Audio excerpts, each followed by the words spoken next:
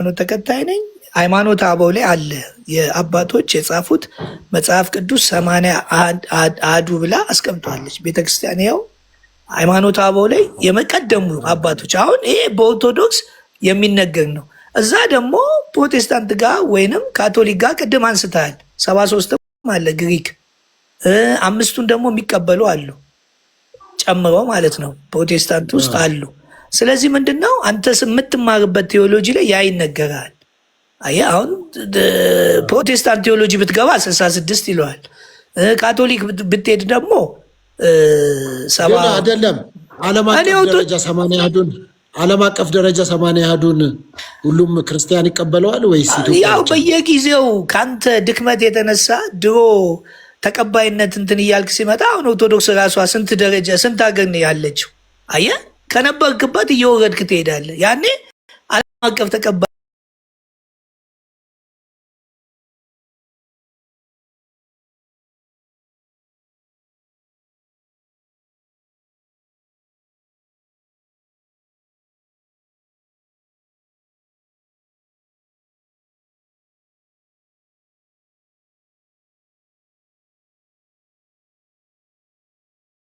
ሀገር ደረጃ ራሱ 5 ገብቶ ከአምስቱም ሊግባቡ የሚችሉ 2 ወይ ምናምን ነገሮች ናቸው። ለምን ብትል ካልሰራህ እንትን ካላልክ ይሄ ነገር ይገጥማል። ከዛ አሁን ተቀባይነት ስታጣ ይሄ እኮ ዓለም አቀፍም ተቀባይነት ታጣለህ ትባላለህ። ምን ላይ ነው በቃ አሁንም እየሰራችም አይደለችም። እግዚአብሔር ይመስገን። አሁን ደግሞ እግዚአብሔር ልጅ ሰጥቷታል። አንድ ልጅ በተለይ እኔን ሰጥቷታል። ይሄ እድል ነው። የሚገርም ነው። ግን በጣም ይቅርታና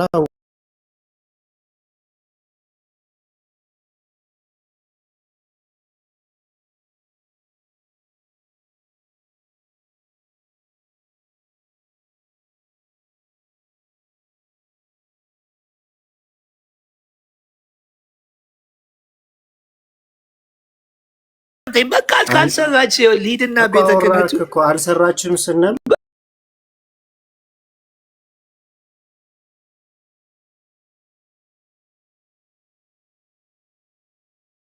ወንጌል ላይ አልሰራችም ብለሃል አንተ። ወንጌል በርቶልኛል ወንጌል ሰርታ ነው ብለህ ወደ ኦርቶዶክስ ሄድከው። ታዲያ ለምንድን ነው ካልሰራች ምን አይተህ ሄድክ? እሱ ጥቂት ሰዎች አሉ በጣም ለቤተ ክርስቲያኗ ለእምነቷ በቃ ወንጌል እንትን እንዲል አሁን አሉ ማለት ራሳቸውን ካሉ አስቸጋሪ ነው። ኑሮ አለ፣ ቤተሰብ አለ። ገባ እኮ አልሰራችም ካልክ እኮ ከእንትኑ አንጻር እኮ ነው የምልህ። እነዛ አይደለም እነዛ አንተ ላይ ተጽዕኖ አድርገው ወንጌል ሰርታለች። ወንጌል ያለው ኢትዮጵያ ኦርቶዶክስ ቤተክርስቲያን ውስጥ ነው። ፕሮቴስታንቱ ጋር መዳን የለም። መዳን አገኘው፣ ነፍሴ አረፈች፣ እግዚአብሔር ጋር ተገናኘው፣ እፎይ አልኩኝ ብለህ ሄድከው። የኢትዮጵያ ኦርቶዶክስ ቤተክርስቲያን መምህራን ባስተማሩት ትምህርት ተነክተ ነው ወይስ ግለሰቦች የነገሩ ነው? እኮ እሱ አሁን እኮ እያወራሁ እኮ አላደም ግለሰቦች አሉ ውስጥ በጣም የሚገርሙ አስተማሪዎች አሉ መውጣት ያልቻሉ ይህን ነገር ከዲያቆን እስከ ጳጳስ ምዕመኑ ጭምር አሉ። እኔ አሁን በሚገርም ሁኔታ ነው እኔ በሚደንቀኝ ሁኔታ ነው ይሄ በተለይ የምስራችሁ ነው። ስለዚህ በግለሰብ ደረጃዎች አሁን ከፍ ብትል ይኸው እንደምታየው ነው። እኔ ገና ከመጀመሪያ ስደቆስ አያቸው። ግን እዚህ ላይ ምን አለ መሰለ አንተ አሁን የኢትዮጵያ ኦርቶዶክስ ቤተክርስቲያን ልጅ ነኝ ብለሃል። ከዛ ደግሞ የኢትዮጵያ ኦርቶዶክስ ቤተክርስቲያን እንግዲህ የ3000 ዓመት ታሪክ ቁጥር ልሳሳት እችላለሁ፣ በጣም ይቅርታ፣ እርግጠኛ ቁጥሩን አላውቅም። ለዚህን ያክል ዓመት በሙሉ ሰው የላትም ማለት ነው። አሁን ገና እኔን እግዚአብሔር ለኦርቶዶክስ ቤተክርስቲያን ሰጣት አንድ ልጅ አገኘች እያልክ ነው። አሁን አቬሬጅ እኮ ነው ማወራክ እንጂ የሉም እኮ አይደለም። እኔ አሁን በድፍረት እየተናገርኩ እንደዚህ ተመስገን ተናገር ብትለው ወይንም ሌላ ሰው ብትል አይናገርም። ወንጌልን ሳይሆን የሚያወራክ እዚህ ጋር ይመጣና እንዲህ ተፈጠረ አሁን 66 80 እያለ ይጨቃጨቃል። እኔ አሁን ወንጌሉ ላይ የሚሰሩ አሉ።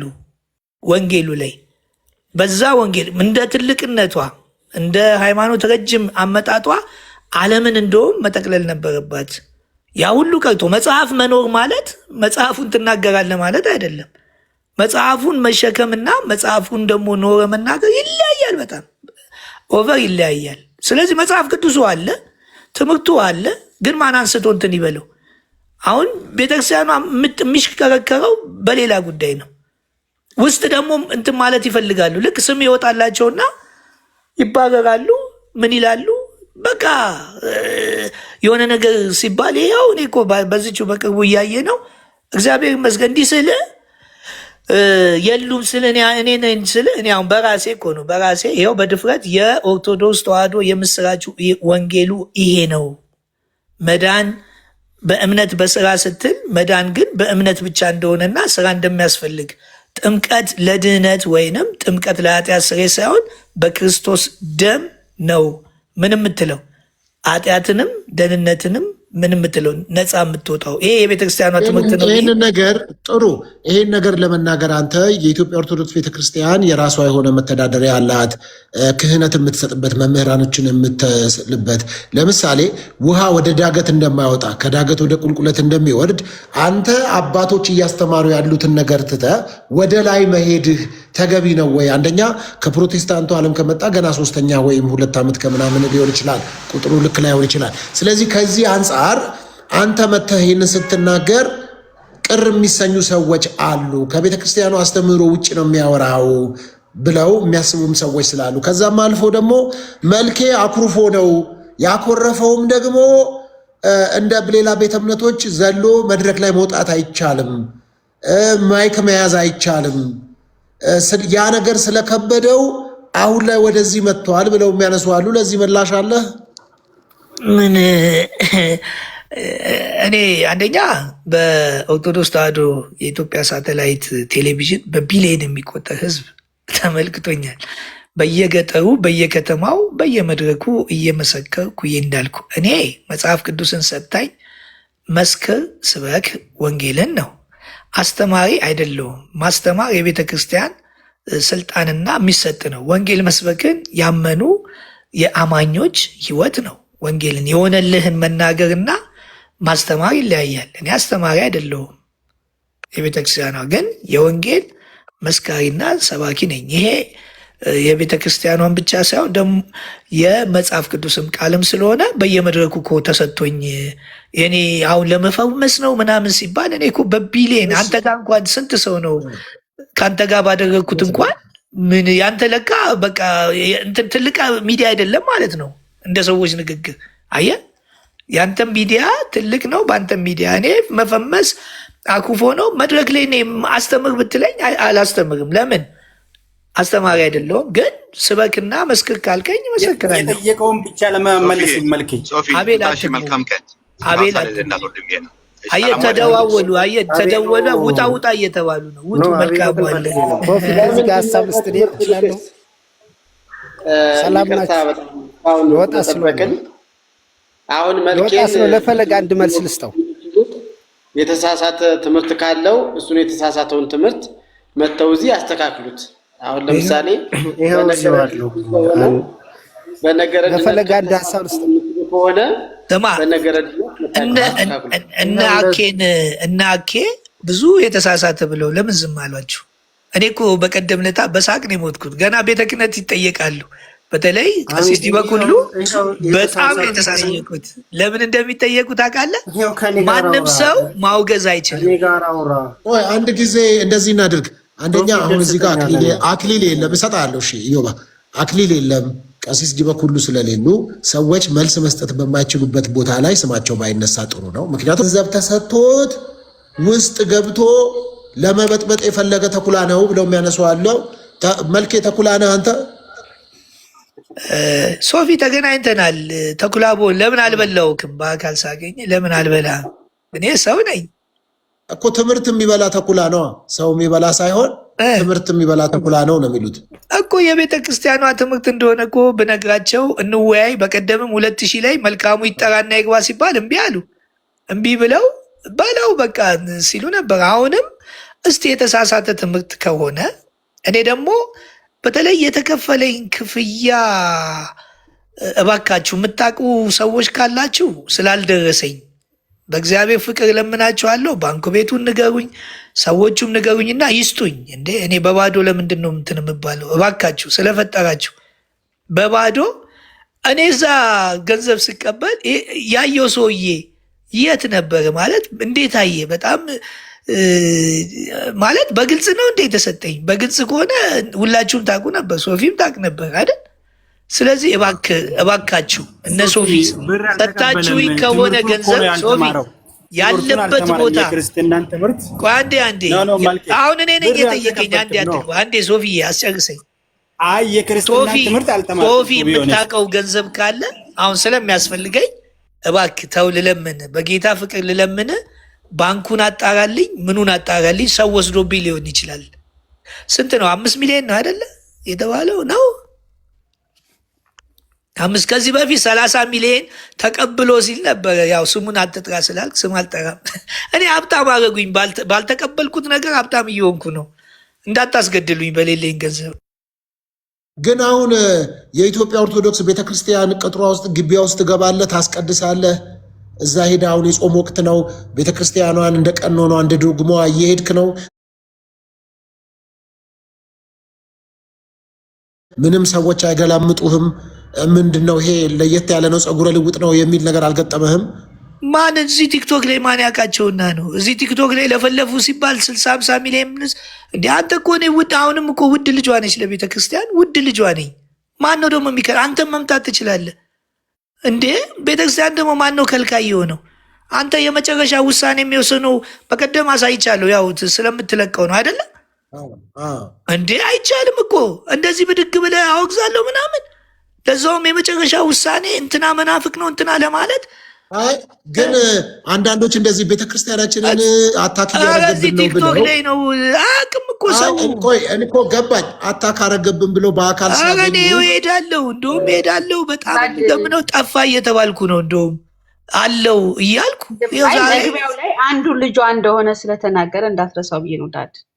አዎ ውድ ልጇ ነኝ እንዲህ በቃ እንደውም ይኸውልህ ነገ እንደውም ቤታችን እንደውም ደብረ ዘይት ድግስ አለ። ቤተሰብ እዛ ሄዳለሁ ዛሬ። አንድ ጥያቄ ልጠይቅህ ፕሊስ። ቆይ አትግቢ አሁን። ይኸውልሽ አሁን እኔ ፕሮቴስታንቶች አትግቡ። በኋላ ስከፍት ከሃይማኖት ጋር የተያያዘች አለ በኋላ ከፍታለሁ። በዚሁ አጋጣሚ ሶፊ ንገራቸው ቤትም ስመጣ ስትል እኔ እኮ ሁሉም ሞተው ምድር ላይ አንተ ብቻ ቀርተህ ነው ወይ ብዬ ነው እኮ አንዱ ልጇ ነኝ እኮ ነው ያልኩት። እንዴ ያኛውም ሲለ ልጇ ነኝ ይላል። ያም ሁሉም በየግሉ ልጇ ነኝ ይበል። ከዛ ልጆቹ ሌላ ጉዳይ ነው። አንቺ ጠይቀ እሺ፣ ሐዋርያቱ ለመዳን ጥምቀት ተጠምቀዋል? ትልቁ ጥያቄ እኮ እሱ ነው። ሐዋርያቶች እኮ አልተጠመቁም። ሳይጠመቁ ደቀ መዝሙር ሆነዋል። ሳይጠመቁ ድነዋል። እንደውም ሳይጠመቁ ሂዱና አጥምቁ የተባለው እኮ አሁን እኮ ጥምቀት ውሃ ነው ብሎ ስለወሰዱ ነው እንጂ ጥምቀት ውሃ አይደለም። እሱ ምሳሌ ነው። ስትጠመቅ መቼም አንድ ሰው ጠምቃ አገለው ጠምቃ አታስነሳውም። በእግዚአብሔር አሰራር ግን ከክርስቶስ ጋር ተጠምቀናል። አንዲቷ ጥምቀት የተባለችው ሌላ ጥምቀት ስላለ ነው። ለምሳሌ የእሳት ጥምቀት ይላል። አንድ የችኛዋን የእሳት ጥምቀት ይላል። የእሳት ጥምቀት ካለ ቀጥታ ሊትራል ከወሰድከው ልክ እንደ ውሃው እንግዲህ ጫካ አቃጥለ ሰዎችን እሳት ውስጥ እየከተትክ ማጥመቅ ማለት ነው። አየህ ምሳሌ ነው። ሁሉ ነገር ሊትራል ወስደ ጥምቀት ሲባል ውሃ ከቀደመ አስቸጋሪ ነው። አንዴ የኢትዮጵያ ኦርቶዶክስ ቤተክርስቲያንን ወክለ ከሆነ የምታወራው እስቲ በማስረጃ እናወራ። እስቲ ሰው ይታዘብ። ሶፊ እውነት እሱ እንደዛ ከሆነ ወደ ቢኦኤ ልግባ። ቢኦኤ ልግባ። አሁን ጠብቅ ገባ። ጠይቅ አስተራያ። ያው በጥምቀት ስለሆነ ልጅነት የሚገኝ ድንግል ማርያም የእግዚአብሔር ልጅ ናት አይደለችም ብዬ ለመጠየቅ ነበረ። ድንግል ማርያም የእግዚአብሔር ልጅ ናት አይደለችም? ለእኔ ነው ጥያቄው። አዎ የእግዚአብሔር ልጅ ነች። በምንድን ነው ያገኘችው ልጅነትን? በጥምቀት። ምኑ ጋር ነው ያለው? ከምን ላይ ልስጥክ? መጽሐፍ ቅዱስ ላይ መጽሐፍ ቅዱስ ላይ አበበ አየለ እንትና ምናምን ተጠመቁ እያለ የሁሉንም ስም አይዘረዝርም። ማለት የገሊን ብሎ አይጠቅስም። ለዛ ነው ሐዋርያት መቼ ነው የተጠመቁት እስቲ ያሳዩን ብላችሁ የምትሳሳቱት ስህተት እሱ ነው። የእግዚአብሔር ቃል የምንታበይበት የሆነ እንትን የምንልበት ነገር አይደለም። ኦኬ ጥምቀት የእግዚአብሔር ልጅነት ክርስቶስ ጋር አንድ ጥያቄ ጠይቀሃል። ከክርስቶስ ጋር አንድ የምንሆንበት በስምምነት ችግር የለውም። ቃሉ የእግዚአብሔር ነው። ስለዚህ ምንም ልንበሳጭ አያስፈልገንም። የእግዚአብሔር ቃል ስለሆነ ማለት ነው። እና በተረጋጋ መንፈስ እንደ ሃይማኖት ሰዎች ተረጋግተን እናውራ። ድንግል ማርያም አንተ የእግዚአብሔርነትን አግኝታለች በጥምቀት ብለኛል አይደለም? አዎ በጥምቀት የልጅነት በጥምቀት እንደሚገኝና እኮ ለምን ብለህ ጠይቀኛ። ጥቅስ ነው እየጠየቀኝ ያለሁ እኮ ደግሞ ልጠይቅህ እኮ ነው። ነግረኛል። በቃ እሱን ጨርስ። ስለዚህ ጥምቀት የኃጢአትን ስርየት ይሰጣል አይሰጥም? ይሰጣል። ግጥም አድርጎ ነው የሚሰጠው። ጥምቀት ለኃጢአት ስርየት ነው ነው። ኦኬ ጥሩ። ለኃጢአት ስርየት ነው አይደል ጥምቀት? እሺ ሶፊ አንዴ እየደጋገምክ ነው። አንዴ ሚዩት አድርግና አስተርየ ፈለገ ቆያ እቺን ብቻ ጨርስ። ስለ ማርያም ብቻ ነው የሚጠይቀው። ድንግል ማርያም ስለዚህ የኃጢአት ስርየት ኃጢአት ነበረባት፣ ከኃጢአት ነጽታለች ማለት ነው አይደል? እባክህ ሌላ ርዕስ ውስጥ አትግባ። ቆይ አንዴ አይደለም እኮ አንድ እኮ ነው እንዴ አንተ ድንግል ማርያም የእግዚአብሔር ልጅ አግኝታለች ለምን አልኩ? በጥምቀት አልከኝ። የጥምቀት ዓላማው ምንድን ነው አልኩ?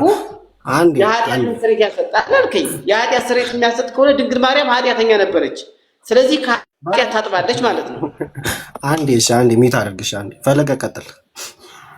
ትክክል አይደለም? እሺ አንድ ጊዜ የፕሮፌትን ጥያቄ እንትን ልበላትና ወደ አንተ ልምጣ። ፕሮፌት ደግሞ ሆዷን ቆርጧት ከሚያማት ጥያቄ ልቀበል።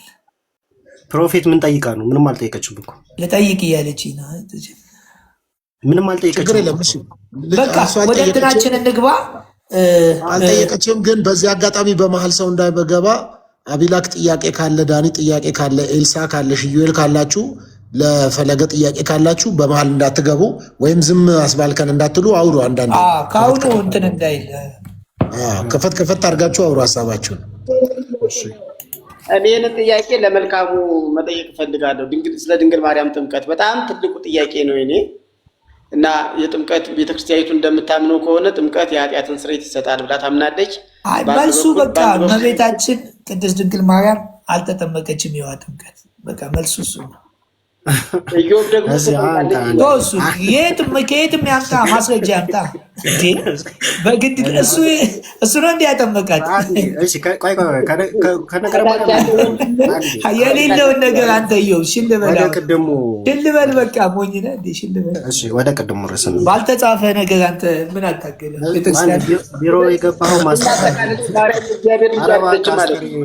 አስተር እባክህን አንዴ ከፈለገ ጋር ላውራ እኔ። እሺ አንዴ ደቂቃ ያዝልኝ። አውሩ አይደለም ደቂቃ ይዝላችኋለሁ። ከዛ በፊት ሰው እንዳይረብሻችሁ አስተሬ አውርተሃል ሀሳብን። አቢላ ካለው ዳኒ ካለው ኤልሳ ካለሽ ኢዩኤል ካላችሁ ያውሩ። ሊያውሩ ስለሆነ የመጡት የሁለት ሰው የሶስት ሰው ብቻ እንዳይሆን እነሱ የሚናገሩ ማለት ነው። እሺ እንዴት ነው ዋላችሁ? እግዚአብሔር ይመስገን አለ። እሺ ኢዮብ አንተ ምራቸው። እሺ ፈለገን አንዴ የምጠይቀው ነገር ስላለ ነው። እሺ አንዴ እሺ እናቴ በጣም ይቅርታ እንቀጥልና ከዛ በኋላ 5 ደቂቃ 10 ደቂቃ አንፈጅም። እንትናቸውን እናርግ ነው ኢዮባ። እነሱ ካላወሩ በመሃል ሰው ፕሮቮክድ ይሆናል። ለምሳሌ ሊናደድ ይችላል። መልኬ የሚናገረው ነገር ላይ ጥማቸው ይችላል። አንተ የምትናገረው ላይ ጥማቸው ይችላል። እኔ የምናገረው በመሃል ጣልቃ ከሚገባ ህግ እናውጣለትና ሀሳብ ተጨርሶ ከዛ ነው ሌላ ሀሳብ የሚጀመረው። አሁን ግን ጥያቄ ካላቸው ለመልኬ ጥያቄ ይሁን አስተያየት፣ መውደዳቸውንም ጥላቻም ካለ ምንም አሁን ይነገር ነው እና አቢላት ይጀምርና ከዛ ዳኒ አውርቶ እንደዛ እናር ከዛ እንቀጥላለን። ቀጥሉ ሀሳብ ያለው ፈለገ። ይቅርታ ያው ሰው በተግባሩ ነው አይደለ ትልቅና ትንሽ የሚሆነው። እኔ በእኔ አስተያየት ያንተ ተግባር ስድብ ምናምን አላስተናግድም። ካሁን ስድብ አይደለም ችግር የለውም። እንደ ምን ችግር አለ? ስድብ መጣት ስላለች ነው ወይ አይደለም? መልኬ ስድብ ምን ችግር አለ? ለምን አትሰደብም? ከስድብ አልፎ መደብደብም ካለ ትደበደባለህ። ወንጌል አይደል ጉዳዩ? ምን ችግር አለ? ስድብ አይደለም። አረ ችግር የለም። ስድብም መብትሽ ነው እናቴ። እዚህ እኔ ፈቅዳለሁ። ተሳዳቢ አይደለሁኝም። እኔ ተሳዳቢ አይደለሁም። እግዚአብሔር ይመስገን። ገባኝ። መብትሽ ነው ከፈለግሽ ነው ያልኩት እኔ። እሺ ፓስተር እውነት አንተ የአባይነ ኩሉ እንትን ነህ? የንስሐ ልጅ ነህ?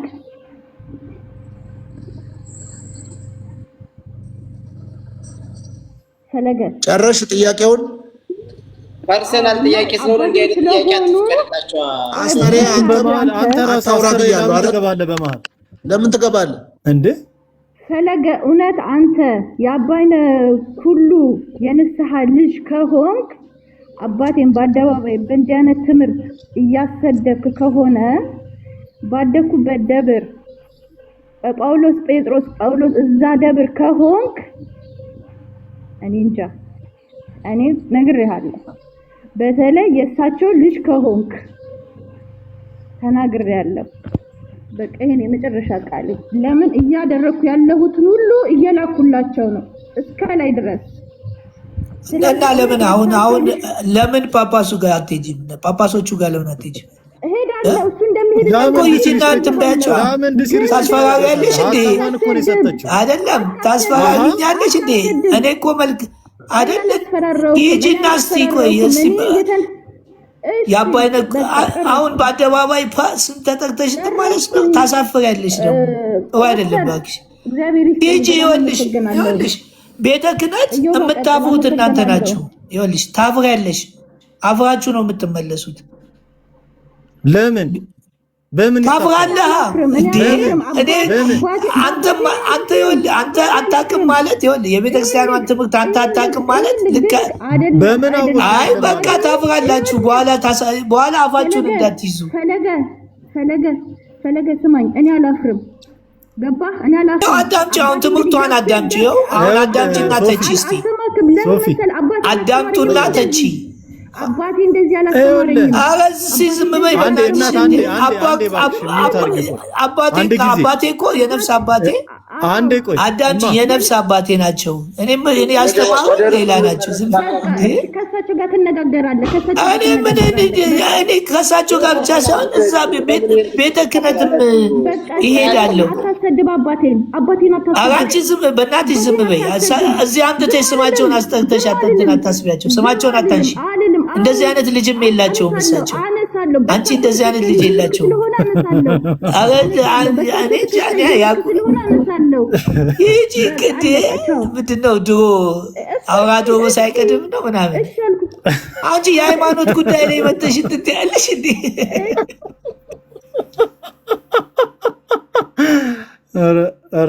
ይኸውልህ ሶፊ አንድ ሀሳብ ልናገር። ፈለገ ጳውሎስ ወይም አላውቅም ስምህን ብቻ ስማ። እኔ እኮ ሃይማኖት እኮ ልቤ ውስጥ ነው ያለው። ሃይማኖት ሰው ውስጥ እኮ አይደለም። ቀኑ ሙሉ አይደለም መልኬ አንዳንድ ጥያቄ እንዲያወሩ ተፈቅዷል። ስለዚህ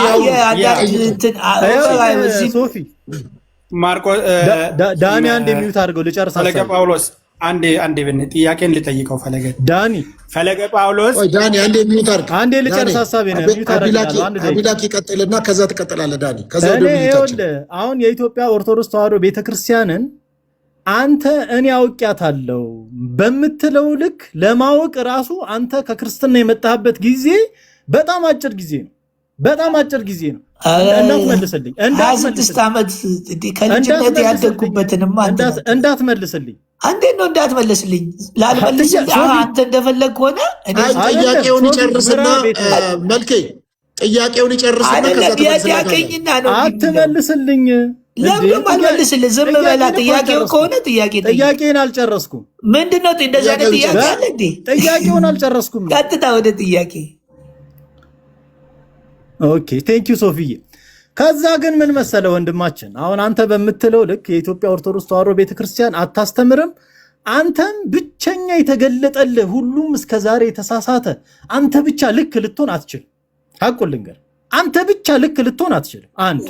ይሄ የኔ ብቻ አይደለም። አንዴ ቆይ፣ አንተ ሰዎች ስላልተናገሩ የኔ ብቻ መስሎ ነው እንዴ? ይሄ ቆይ ይኸውልህ እዚህ ጋር አለ። እሺ ዝም ብለህ አሁን አውራ ሃይማኖት አዋለ ፍትሐ ነገር። እኔ እኮ ደስ ይለኝ የኔ አይደለም የነዚህ አባቶች ሶፊ መጽሐፍ የነዚህ አባቶች ቃል ነው። ትሸከመዋለሽ መጽሐፍን የእነዚህ አባቶች ቃል አንተ አታነበውምና እኔ ያነበብኩትና አፍተሮን ግን የኢትዮጵያ ኦርቶዶክስ ተዋሕዶ ቤተክርስቲያን ሁለት አበይት ነገሮች ላይ እስቲ አሁን ለምን አትወያይም? ከቻል ዝም በል።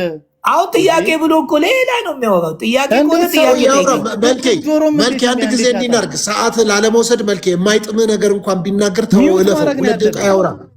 2 ደቂቃ ያውራ ደስ ያለው። ቴንኪዩ ሶፊያ፣ አመሰግናለሁ። ዞሮ ዞሮ መጽሐፍቱን ሃይማኖት አበውን ስለያዝከው አይደለም ግን ለሌላ ጊዜክ የእኔም ፕሮፋይል ገብተህ ማየት ትችላለህ። ስለ ክርስትና እምነት እውነት እግዚአብሔር በሚያውቀው ከአንተ ቁጭ ብዬ የምማር አይነት ሰው አይደለሁም። እግዚአብሔር በሚያውቀው ግን አንተ ሃይማኖት አበውን ስለያዝክ አፍተሮል ሶፊ ከሚያምነው የፕሮቴስታንት እምነት የተለየ እምነት የለም ክርስትና ላይ። አንተ አሁን እያራመድክ ባለው መንገድ ካለ ማብራራት ትችላለህ።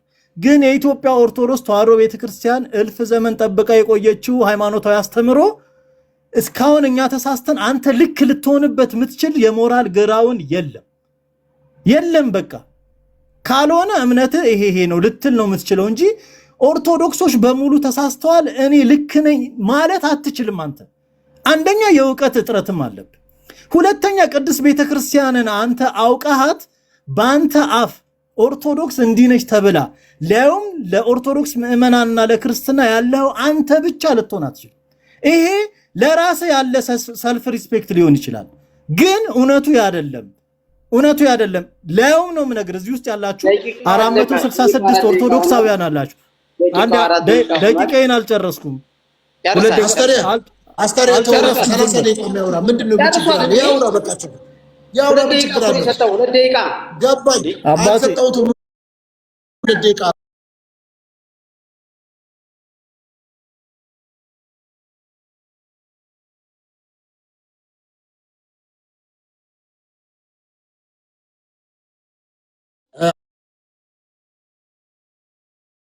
አቢላክ አንዴ ቁጭ አድርገህ ታሰድቧል። መሰደብ ለመልኬ እንደውም አክሊል እየጨመረ ነው። በጣም ምርጥ ነው። ሁለተኛ እንዳትደርስ እኔ አካባቢ አንተ አስተሪያ ነው ምናምን የምትባል የባስ ስም ያዝክ እዚህ እኔ አካባቢ እንዳትደርስ። ሁለተኛ እንዳመጣ እኔ ጋር ምን ማግኔት እውነትም ማግኔት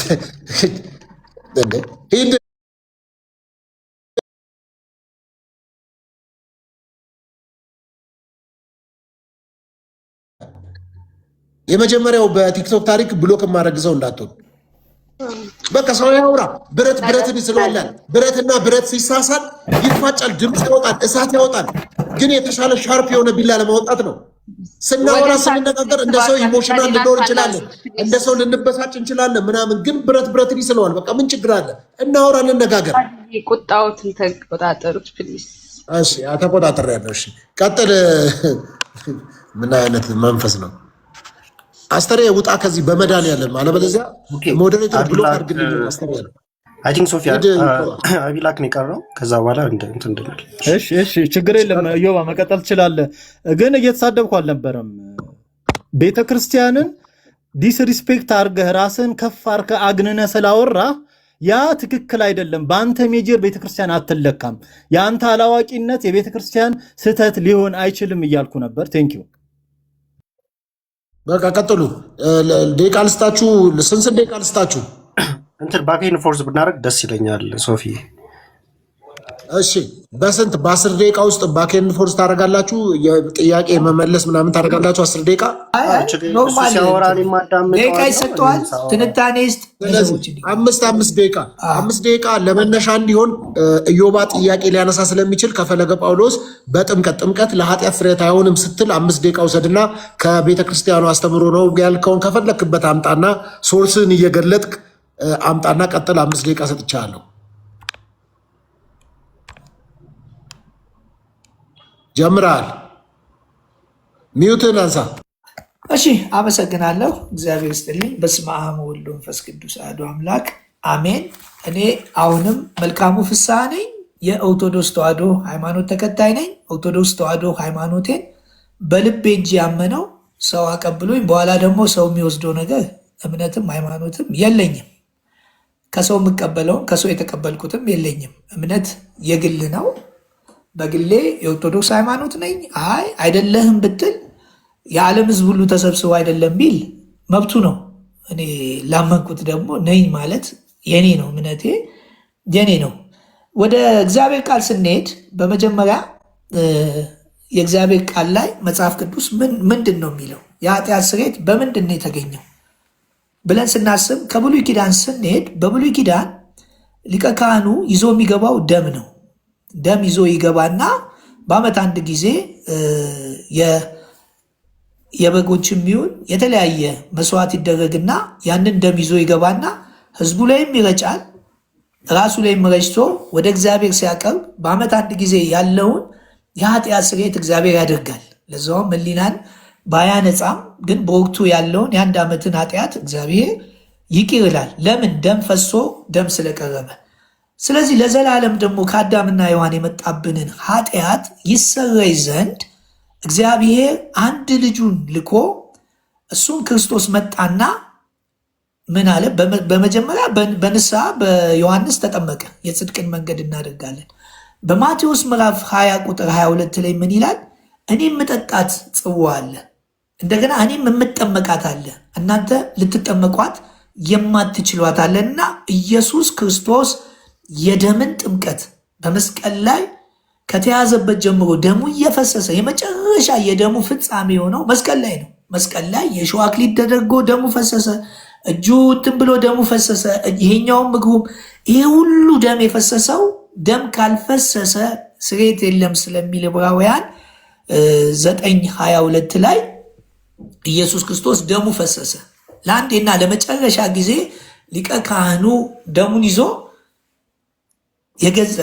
በገዛ ደሙ ምን አለ? ገባ ይላል። ሊቀ ካህኑ ደም ይዞ ነው የሚገባው። የክርስቶስ ሊቀ ካህናት ግን የገዛ ደሙን ነው ይዞ የገባው። በቃ በራሱ ደም ገባ ይላል። በራሱ ደም ገባ ማለት የአዳም የመጣብን የኃጢአትን ስርየት ምን አደረገልን? አስተሰረየልን። ይሄ ምንድን ነው? ጥምቀት ትርጉሙ ራሱ መጠመቅ፣ መቀበር፣ መሸፈን፣ መከደን ስለሆነ ኢየሱስ ክርስቶስ ተቀበረ፣ ስለ ኃጢአታችን ተቀበረ፣ ስለ ኃጢአታችን ሞተ፣ ተጠመቀ ማለት ነው። ስለዚህ አባቶች ምን አሉ? ሃይማኖተ አበው ላይ ሃይማኖተ አበው ላይ ገጽ 47 ዘሰልስቱ ምዕት ላይ ምዕራፍ 17 ቁጥር 12 ሐዋርያት በሰበሰቧት ከሁሉ በላይ በምትሆን በአንዲት ቤተክርስቲያን ምን እንላለን? እናምናለን። ቀጥሎ ምን አሉ? ኃጢአት በሚሰረይባት ጥምቀት አንዲት እንደሆነች እናምናለን አሉ። አያችሁ፣ እችኛዋ ኃጢአት እንግዲህ ቤተክርስቲያንም ተመስርታለች፣ ሐዋርያት በሰሯት እናምናለን አሉ። እች ደግሞ ኃጢአት የሚሰረይባት ጥምቀት አንዲት እንደሆነች ምን እንላለን? እናምናለን። እቺ ጥምቀት ማነች? ከሌሎቹ የጥምቀት አይነቶች ስለሚል ዕብራውያን ላይም ሌላም በመንፈስ ቅዱስ እሳት መጠመቅም የሚል ስላለ አንዲቷ ጥምቀት የማነች? ክርስቶስ በሞቱ በደሙ የተጠመቀው ስለ ኃጢአታችን ስርየት፣ ስለ ኃጢአታችን በደል የተጠመቀው ጥምቀት ነው። እሷን ጥምቀት ኃጢአት የሚሰረይባት ጥምቀት ምን እንላለን? እናምናለን ይላል። ስለዚህ ወደ አንዳንድ መጽሐፍ ቅዱስ ማስረጃዎች ስንሄድ በአንደኛ ዮሐንስ ምዕራፍ 1 ቁጥር 7 ምን ይላል? የክርስቶስ ደም ከኃጢአት ምን ይላል? ያነጻል ይላል። የክርስቶስ ምን ደም። እንደገና ደግሞ እዚሁ ዮሐንስ ራዕይ ምዕራፍ 1 ቁጥር 6 ላይ ለወደደን ከኃጢአታችን በደሙ ላጠበን። በምኑ? በደሙ ነው የምትታጠበው። ለወደደን ኃጢአታችንን በምኑ? በደሙ ላጠበን ይላል። ስለዚህ ኃጢአት የሚሰረየው በክርስቶስ ደም ነው። ጥምቀት፣ የውሃ ጥምቀት ያስፈልጋል በደንብ። ለምን? ከሱ ጋር ሞቻለሁ፣ ከሱ ጋር ተቀብሬያለሁ፣ ከሱ ጋር ተጠምቄያለሁ ብለህ የኃጢአትን ስርየት ያገኘበትን ከክርስቶስ ጋር ያለው ሞትና ትንሣኤውን የሚነገር። አመሰግናለሁ። ሰዓት ሄደ።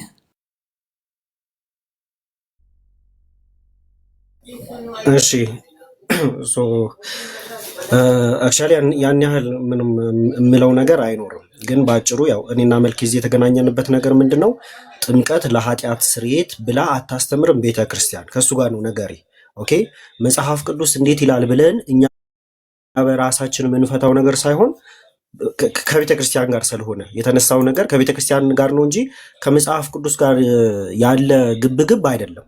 ኦኬ መጽሐፍ ቅዱስ ማንም የትኛውም አካል መጥቶ ጠቅሶ ይሄ ክፍል ለእንደዚህ ነው ሊል ይችላል። ነገር ግን አንድ ሰው እኔ ክርስቲያን ነኝ ብሎ ኦኬ እኔ ኦርቶዶክስ ነኝ ብሎ ኦርቶዶክስ እንደዚህ አታስተምርም ካለኝ ኦኬ ወደ መጽሐፍት ትርጓሚ ነው የምመጣው ማለት ነው። ኦኬ መጽሐፍትን ዝም ብሎ መጥቀስ ሳይሆን መጽሐፉን እንዴት ብላ ነው ቤተክርስቲያን የፈታችው እሱ ላይ ነው ከመልኬ ጋር ችግር ያለብኝ። ኦኬ ስለዚህ መጽሐፍ ቅዱስ ላይ ስንመጣ ጥምቀት ለድህነት የሚለው ማንክደው ነገር ነው ማለት ማንክደው ማንለውጠው ነገር ነው። ጌታችን መድኃኒታችን ኢየሱስ ክርስቶስ የዓለሙ ቤዛ የሆነ ጌታችን ሲናገር ትክክል በደሙ ዳን ነው። መጥምቁ ዮሐንስ እንኳን ሲያየው የዓለምን ኃጢአት የሚያስወግድ ምን ይለዋል? የእግዚአብሔር በግ ይለዋል። የዓለሙን ኃጢአት የሚያስወግድ የእግዚአብሔር በግ ጌታችን መድኃኒታችን ኢየሱስ ክርስቶስ በመስቀል ላይ ስጋውን ቆርሶ ደሙን አፍስሶ ቤዛ ሆኖ አድኖናል ብለን እናምናለን። ኦኬ አድኖናል ብለን እናምናለን። ይሄ ውሃ ጥምቀት ሲባል ውሃው ከደሙ ላይክ ዝም ብሎ ውሃ አይነት ነገር የሚመስላቸው ሰዎች አሉ። ኦኬ እንደዛማ ከሆነ እንደዛው ነው ትክክል። አንተም ጋር በቧንቧ ይመጣልሃል እሱ ውሃ። ስለሱ ውሃ አይደለም የምናወራው። ኦኬ ይሄ ውሃ ከመንፈሱ ከተለየ አንተ በቧንቧ የሚመጣልህ ከቤት ድረስ የሚመጣው ውሃ እሱ ውሃ ነው አንተ እያወራኸኝ ያለው። ስለሱ ውሃ አይደለም እኔ የማወራው። ኦኬ እኛ የምናወራበት ይሄ ጥምቀት ብለን የምናነሳው ይሄ ውሃ ከመንፈሱና ከደሙ የተለየ አይደለም። ዮሐንስ ወንጌል ምዕራፍ 3 ላይ ክርስቶስ ከላይ ጀምሬ ሳነብላችሁ እንግዲህ ከፈሪሳውያን ወገን ከአይሁድ አለቃ የሆነ ኒቆዲሞስ የሚባል አንድ ሰው ነበር። እርሱም በሌሊት ወደ ኢየሱስ መጥቶ መምህር ሆይ እግዚአብሔር ከእርሱ ጋር ከሆነ በቀር አንተ የምታደርጋቸውን እነዚህ ምልክቶች ሊያደርግ የሚችል የለምና መምህር ሆነህ ከእግዚአብሔር ዘንድ እንደመጣህ እናውቃለን አለው። ኢየሱስም መልሶ እውነት እውነት እልሃለሁ ሰው ዳግመኛ ካልተወለደ በቀር የእግዚአብሔር መንግሥት ሊያይ አይችልም አለው። ኒቆዲሞስ ሰው ከሸመገለ በኋላ እንዴት ሊወለድ ይችላል? ሁለተኛ ወደ እናቱ ማኅፀን ገብቶ ይወለድ ዘንድ ይችላልን? አለው። ኢየሱስ መልሶ እንዲህ ሲል እውነት እውነት እልሃለሁ ሰው ከውሃና ከመንፈስ ካልተወለደ በቀር ወደ እግዚአብሔር መንግሥት ሊገባ አይችልም። ኦኬ ሊገባ አይችልም። ከምንና ከምን? ከውሃና ከመንፈስ ካልተወለደ በስተቀር። በጥምቀት የማን ልጆች እንባላለን? የሥላሴ ልጆች እንባላለን። ከምን ተወልደን? ከውሃና ከመንፈስ ተወልደን ማለት ነው። ኦኬ ውሃው ከመንፈሱ የተለየ ነው ወይ? አይደለም። ይኸው አስቀመጠ። እሺ ሐዋርያትን ክርስቶስ ካስተማራቸው በኋላ እንግዲህ እንዲያጠምቁ እያስተማሩ እንዲያጠምቁ ክርስቶስ ሰዷቸዋል አይደለም? ክርስቶስ ሰዷቸዋል። ሲያጠምቁ ለምሳሌ ጴጥሮስ እዚህ ላይም በኋላ ላይ ጥያቄና መልስ ላይ በደንብ አድርጌ ስለምጠይቅህ ማለት ነው። የሐዋርያት ሥራ ምዕራፍ 2:38 ላይ እንግዲህ ከላይ ጀምሮ ይሰብካል። ከዛ በኋላ ጴጥሮስ ምን ብሎ ያስቀምጣል? ቁጥር 38 ላይ ንስሐ ግቡ ኃጢአታችሁ የሚሰረይ ዘንድ እያንዳንዳችሁ በኢየሱስ ክርስቶስ ስም ተጠመቁ የመንፈስ ቅዱስንም ስጦታ ትቀበላላችሁ። ስለምን ጥምቀት? ስለ ኃጢአት ስርየት የሚሆነውን ይህንን ጥምቀት ውሰዱ ብሎ ተናገረ። ልብ በሉ ይህንን ክፍል እያነሳ አይ ንስሐውን ነው ጥምቀቱን ነው ይላል። እኔም ደግሞ አይ ጥምቀቱን ነው ለኃጢአት ስርየት የሚለው ብዬ እናገራለሁ። ይህንን ክፍል ማን ነው የሚያስታርቀን? እኔና መልኬ። ኦኬ እኔና መልኬን የሚያስታርቀን ምንድን ነው? በጣም ጥሩ። እኔና መልኬን እዚህ ቦታ ላይ ያገናኘን እኮ እሱ ነው። ምን የሚለው? ቤተ ክርስቲያን ይህንን ጥቅስ ንስሐውን ነው እንጂ ጥምቀቱን አይደለም ለኃጢአት ስርየት የምትለው ብሎ መልኬ እየተናገረ ነው። ስለዚህ ማን ይዳኘናል? እኔና መልኬን ቤተ ክርስቲያን ትዳኘናለች ማለት ነው። ኦኬ እሱ ጴንጤ ቢሆን ችግር የለብኝም። እኔ ለምን በመጽሐፍ ትለዋለሁ? ቤተ ክርስቲያኔ እንደዚህ ነው የምትናገረው እለዋለሁ። እሱ ግን አሁን እኔ ክርስቲያን ነኝ ብሎ ስለመጣ እኔ ቤተ ክርስቲያኔ እንደዚህ ነው የምታስተምረው ብሎ ስለመጣ እኔና መልኬ ማን ይዳኘናል ማለት ነው? ቤተ ክርስቲያን ትዳኘናለች። ኦኬ እሱም ይሄንን ክፍል አይ ንስሐው ነው ለኃጢአት ስርየት ብሎ አስቀምጧል።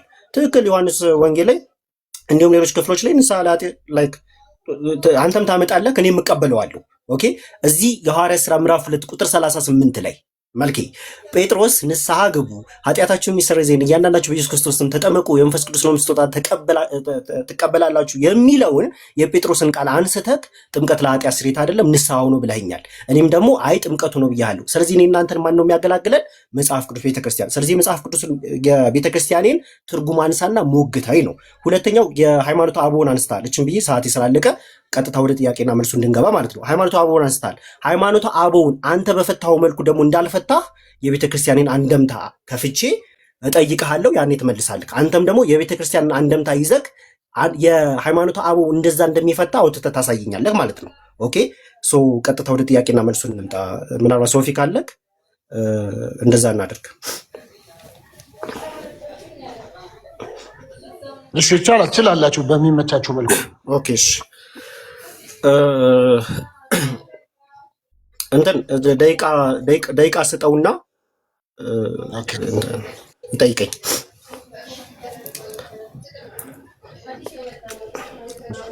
ሶስት ደቂቃ የኃጢአት ስርየት በውሃ ጥምቀት ነው በደም ነው? በክርስቶስ ደም። የውሃው ጥምቀት ከደሙ የተለየ አጭር ጥያቄ። በደሙ ነው አይደል? እንትን ያለው የኃጢአት ስርየት በደሙ ነው። የዓለምን ኃጢአት የሚያስወግድ እግዚአብሔር በብሎ ክርስቶስ እንደጠቀሰው ውሃ። ታመሰግናለች። ማቴዎስ 20:22 ላይ ኢየሱስ የምጠመቀው ጥምቀት አለ አለ። እሱ ጥምቀት የምንድን ነው? ውሃ ነው የተጠመቀው ወይስ? እስቲ ንገረኝ እስቲ። እንዴ እሱ አሁን ከምናወራበት ነገር ጋር ይገናኛል እንዴ? እኔ የምጠመቃት ጥምቀት አንዲቷ ጥምቀት እኮ እሷ ነች እኮ። ምን ነበር አውዱ እዛ ላይ ምን ተጠይቆ ነበር? ማቴዎስ 20:22 ላይ እኔ የምጠጣት ጽዋ አለች፣ እንደገና እኔ የምጠመቃት አለ ክርስቶስ። እዛ ጋ የተጠመቀው ጥምቀት እዛው ክርስቶስ ይመልስልሃል። አንድ ይኸው ላነበው፣ ጠይቀኸኛል፣ ላነበው፣ በመሀል አትግባ።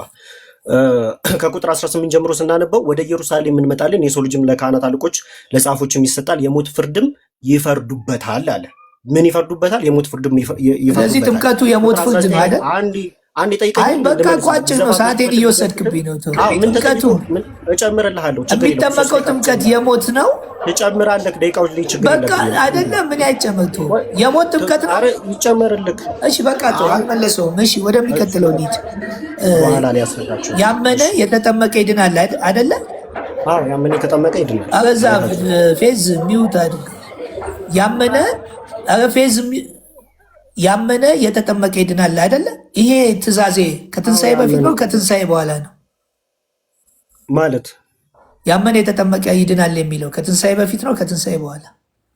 ምን ማለት ነው? ከትንሣኤ በፊት ከትንሣኤ በኋላ? ይሄንን ትእዛዝ የሰጠው ኢየሱስ ክርስቶስ ከትንሣኤ በፊት ነው ከትንሣኤ በኋላ ነው ትእዛዙን የሰጠው? ከትንሣኤ በፊት። እሺ ያው እሺ፣ አልመለሰልኝም። ከትንሣኤ በኋላ ነው። እሺ ከትንሣኤ በኋላ ነው። ይህን ትእዛዝ የሰጠው ከትንሣኤ በኋላ ነው። አልመለሰልኝም። አመሰግናለሁ። ሌላው አሁን እኮ አንተ እንድትለኝ ስለፈለግኩ ነው እኮ። ምን? አይ በቃ አለማው ችግር የለውም። አሁን ሌላ ደግሞ ሌላ ምንድን ነው? በመጽሐፍ ቅዱስ ወይንም በቤተ ክርስቲያን በአባቶችም ጥምቀት ለድህነት፣ ጥምቀት ኃጢአት ያስተሰርያል። የውሃ ጥምቀት እንዳለ አምናለሁ። አንዲቷ ጥምቀት የደሙ ወይም የሞቱ ጥምቀት እንደሆነ አምናለሁ። የውሃ ጥምቀት ኃጢአት ያስተሰርያል፣ የውሃ ጥምቀት ለደህንነት ይሆናል የሚል አንድ ማስረጃ እስቲ ከፈለግክበት። ይኸው አሁን ያመጣሁ ሃይማኖት አበው አይልም እኮ ውሃ የሚልም የለውም እዛ ውስጥ ይላል። ይኸው አውጣና ንገረን። የውሃ ጥምቀት ኃጢአት ያስተሰርያል፣ የውሃ ጥምቀት ደህንነትን ያሰጡል። ይኸው አሁን ያመጣኸው የሰለስቱ አንብበው አይልም። አንብበው ደቂቃ ካልቋል። ቅድም ደቂቃ እንዳጨምርልኝ ስላላልከኝ አልጨምርልም፣ ግን ብጨምርልህ በቃ የለም የውሃ ጥምቀት የሚል የለም። እኔ ወዲያው እሺ ልጠይቅህ። ኦኬ ደቂቃ አድርግልኝና ደቂቃው አለፈ እንዳይል ወደዚህ ወደ ሃይማኖት አበው እንመጣለን።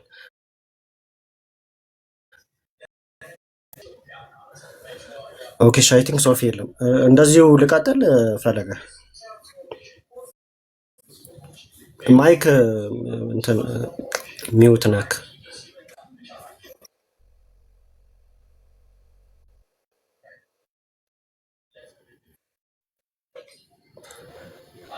ኦኬ እሺ የሐዋርያት ሥራ ምዕራፍ 2 ቁጥር 38ን ንስሐ ግቡ ኃጢአታችሁ ይሰረይ ዘንድ እያንዳንዳችሁ በኢየሱስ ክርስቶስ ስም ተጠመቁ የሚለውን ለውሃ ጥምቀት አይደለም ብላ ቤተክርስቲያን የፈታችበት መጽሐፍ አለክ? ሚዩት ነህ እባክህን፣ ሚዩት ማይክን አብራና መልስልኝ።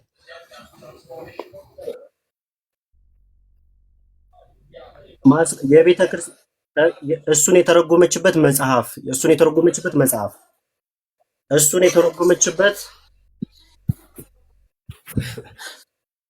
እሱ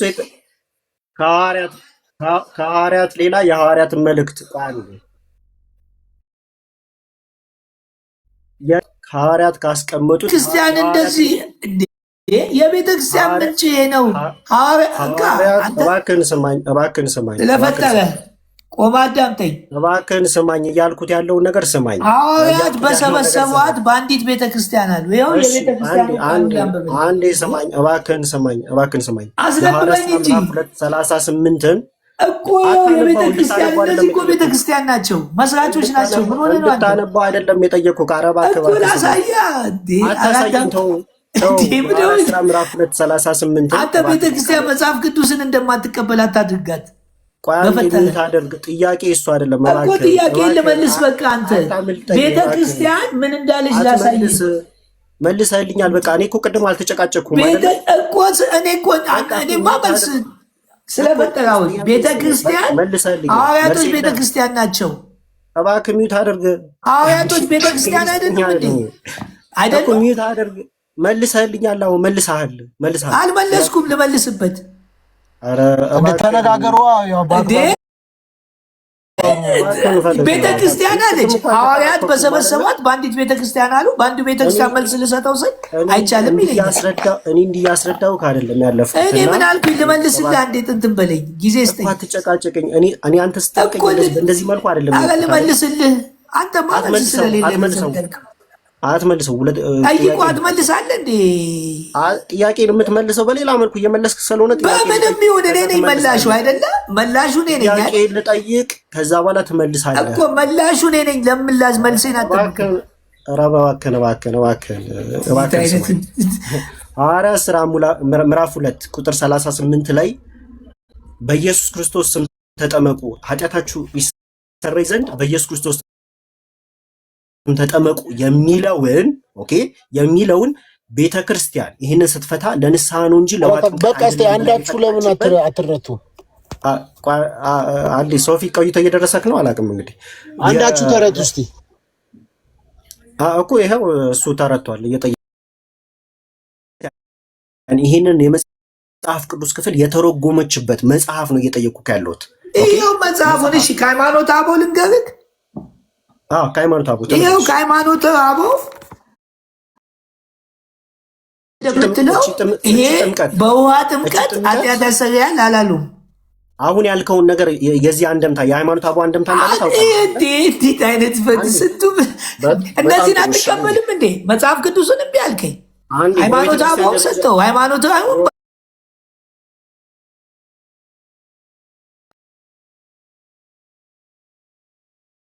አባቶች ሲያያዝ የመጣው ንባቡና ትርጓሜ ታዲያ ዋናው እሱ አይደል እንዴ? ከሐዋርያቶች ቀጥሎ አንዴ መጋቢ ሐዲስ ፍቅረ ማርያም ይህንን የሰለስቱ ምዕት ምዕራፍ 17 ቁጥር 12 ላይ ያለውን ሲተረጉሙ የውሃ ጥምቀት እንደሆነ አድርገው ያስቀምጣሉ። ይህንን ትቀበላለህ እንዴ? 2000 ዓመት የአባቶችን ትተህ አሁን የተጻፈ መጽሐፍ ስታመጣ ጀመር። የቤተክርስቲያን መጽሐፍ ነው። ይህንን ትቀበላለህ? እኔ ይኸው እዚህ መጽሐፍ ቅዱስ አለኝና ይህንን አይቻልም ብሎ የቅርብ ጊዜ የታተመ መጽሐፍ እንትን ትላለህ ይለኛል። አይልም። በቃ መጽሐፍ ቅዱሱም አይልም። ይሄ የግለሰብ መጽሐፍ ነው። አንተ እንደተረጎምከው ሃይማኖት የግለሰብ መጽሐፍ ነው። ግለሰብ ተርጉሞ እንትን ማለት አይችልም። እዚህ ጋር ይኸው 318 ሊቃውንት አላሉ። አንተ እንደተረጎምከው ሃይማኖት እኔ አላልኩም። ይኸው የአባቶች መጽሐፍ ነው። መጽሐፍ ቅዱስ አመጣውልህ፣ ሃይማኖተ አበው አመጣውልህ። አልተቀጥል አለ። ይሄ የፕሮቴስታንት ላይክ ኦኬ እሺ። ኤኒዌይስ አይ ቲንክ ማጠቃለያ እናድርግ። አንተ ምንም አይ በቃ እንግዲህ ወጥ ሌላ ትንሽ ካንተ ጨመር ያለ ሰው ቢመጣ ደስ ይላል። ምን ከየት አልፈህ ነው አንተ ከኔ ታልፋለህ? ኤኒዌይስ እሺ ማጠቃለያ። አይ ያው እየተማርክ ስትሄድ እያወቅህ ትሄዳለህ። ዛሬ ትንሽ አውቃል ከኔ እግዚአብሔር ይመስገን። ይመስገን እግዚአብሔር ይመስገን። ማጠቃለያ አድርግ ቶሎ በል።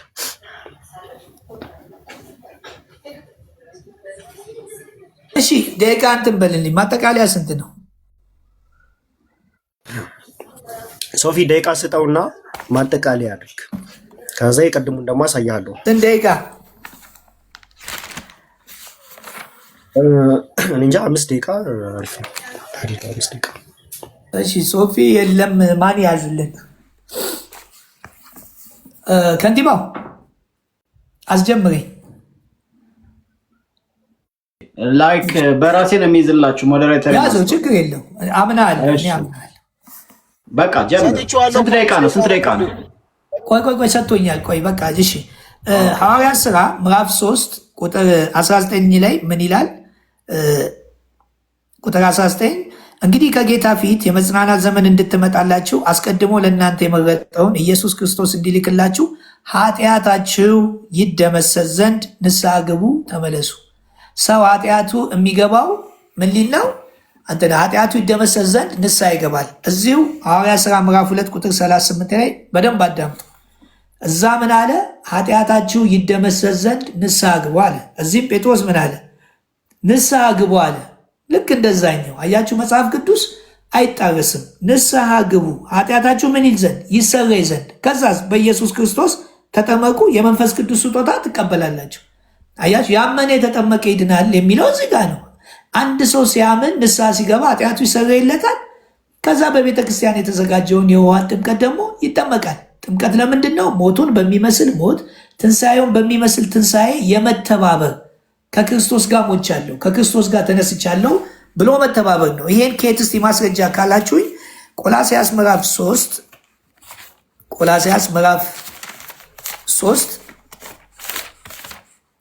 ምዕራፍ 2 ቁጥር ለሌሎቻችሁ ጻፉ፣ ይጠቅማቸዋል። ቆላስያስ ምዕራፍ 2 ቁጥር 12 ላይ ምን ይላል?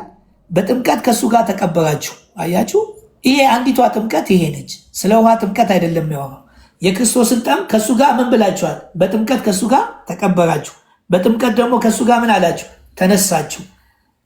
በጥምቀት ከእሱ ጋር ተነሳችሁ ይልና በጣም የሚገርመኝ በእግዚአብሔር አሰራር፣ ይሄ የሚሆነው በእግዚአብሔር አሰራር በውሃ ምናምን አይደለም። በእግዚአብሔር አሰራር ምን ብላችኋል? በማመናችሁ ከሙታን ተነስታችኋል። አያችሁ፣ የክርስቶስን ጥምቀት ልክ ስታምን ከክርስቶስ ጋር መሞት ከክርስቶስ ጋር መነሳት በእግዚአብሔር አሰራር ተጠምቀሃል እያለ ነው። ከማ ከክርስቶስ ጋር። ስለ ውሃ ጥምቀት አይደለም፣ ስለ ሞቱ ጥምቀት። ይሄንን ግን በስጋ ቤተክርስቲያን ታጠምቀሃለች። በውሃ የምታጠምቅ ለምንድን ነው? ጠምቀን ተዘፍቀ ተቀብረ ተሸፍነ ስትወጣ ልክ እንደዚህ ነው ክርስቶስም የሞተልህ አንተም አብሮ የሞተው የሚለው ምስክርነት ትሰጣለህ። ከክርስቶስ ጋር ሞቻለሁ፣ ከክርስቶስ ጋር ተነስቻለሁ የሚል ምስክርነት የምሰጥበት ምሳሌ ነው። ስለዚህ ሮሜ ላይ ሄዳችሁ ብትሉ ደግሞ ጥምቀት ጋር ምንድነው ትተባበራላችሁ። ከምኑ ጋር? ከሞቱ ጋር። ለምን? ስለ ኃጢአታችን ስለሞተልን። ክርስቶስ እጠመቃለሁ ያለው ጥምቀት አንዲቷ ኃጢአትን የምታስተሰርይ ጥምቀት የክርስቶስ ደሙን አፍሶ በመቃብር ተቀብሮ የፈጸመው ከሞት ተነስቶ ለእኛ የተጠመቃት አንዲቷ ጥምቀት እሷ ነች። እሷ ጥምቀት ከኃጢአት እንደምታሰርይ አሳይቻቸዋለሁ። ደም ካልፈሰሰ ስርየት የለም። ስለዚህ እዚሁ ኤፌሶን ላይ ምን ይላል? ኤፌሶን ላይ ቁጥር 7 ከ1-7 በውድ ልጁ እንደ ጸጋው ባለጠግነት መጠን በደሙ የተደረገ ቤዛነትን አገኘን። እንግዲህ ቤተ ክርስቲያን ከመጽሐፍ ቅዱስ አውጥተ ግለሰቦች እንዲተረጎሙት ምናምን ብትልኝ ከባድ ነው። አባቶች፣ የቀደሙ አባቶች አስቀምጠውልናል። ያንን ይዘ ያንን ከመጽሐፍ ቅዱስ ጋር እያመሳከርክ እያነበብክ መናገር እንጂ ይኸው አሁን የሆኑ ታዋቂ ሰዎች ጻፉ የሆነ ነገር አሉ ብለ የእግዚአብሔርን ቃል አትደምስስ፣ ከመጽሐፍ ቅዱስ አትውጣ። ይኸው በውድ ልጁ እንደ ጸጋው መጠን በደሙ የተደረገ ቤዛ ናት። እሱም የበደላችን ምንድን ነው? ስርየት ነው። የቱ ጥምቀት? ክርስቶስ የተጠመቀው ጥምቀት በደሙ ኃጢአትን ያስተሰረየልን አንዲቷ ጥምቀት የተባለችው ጳውሎስ ለዛ ነው በአንዲት ጥምቀት ምን እንላለን? እናምናለን። አንዲቷ ጥምቀት ማን ነው? ክርስቶስ የተጠመቃት የደሙ ጥምቀት ነው። እሱን ጥምቀት በውሃ ጥምቀት ምን እንላለን? እንመሰክራለን። የውሃው ጥምቀት ምስክርነት እንጂ የውሃው ጥምቀት ኃጢአትን ያጥባል የሚል መጽሐፍ ቅዱስ ላይም ምንም ላይም የለም። ምንም ላይ አታገኝ። ስለዚህ አንድ ጥቅስ ልድገም። እንግዲህ ሰዓቱም ሄዷል። ኦኬ ጨርሻለሁ። በኋላ ጊዜ ካገኘው እንትን እላለሁ። እሺ አንዴ ትልቁ ላይ ታደርጉኛላችሁ ሞዴሬተሮች።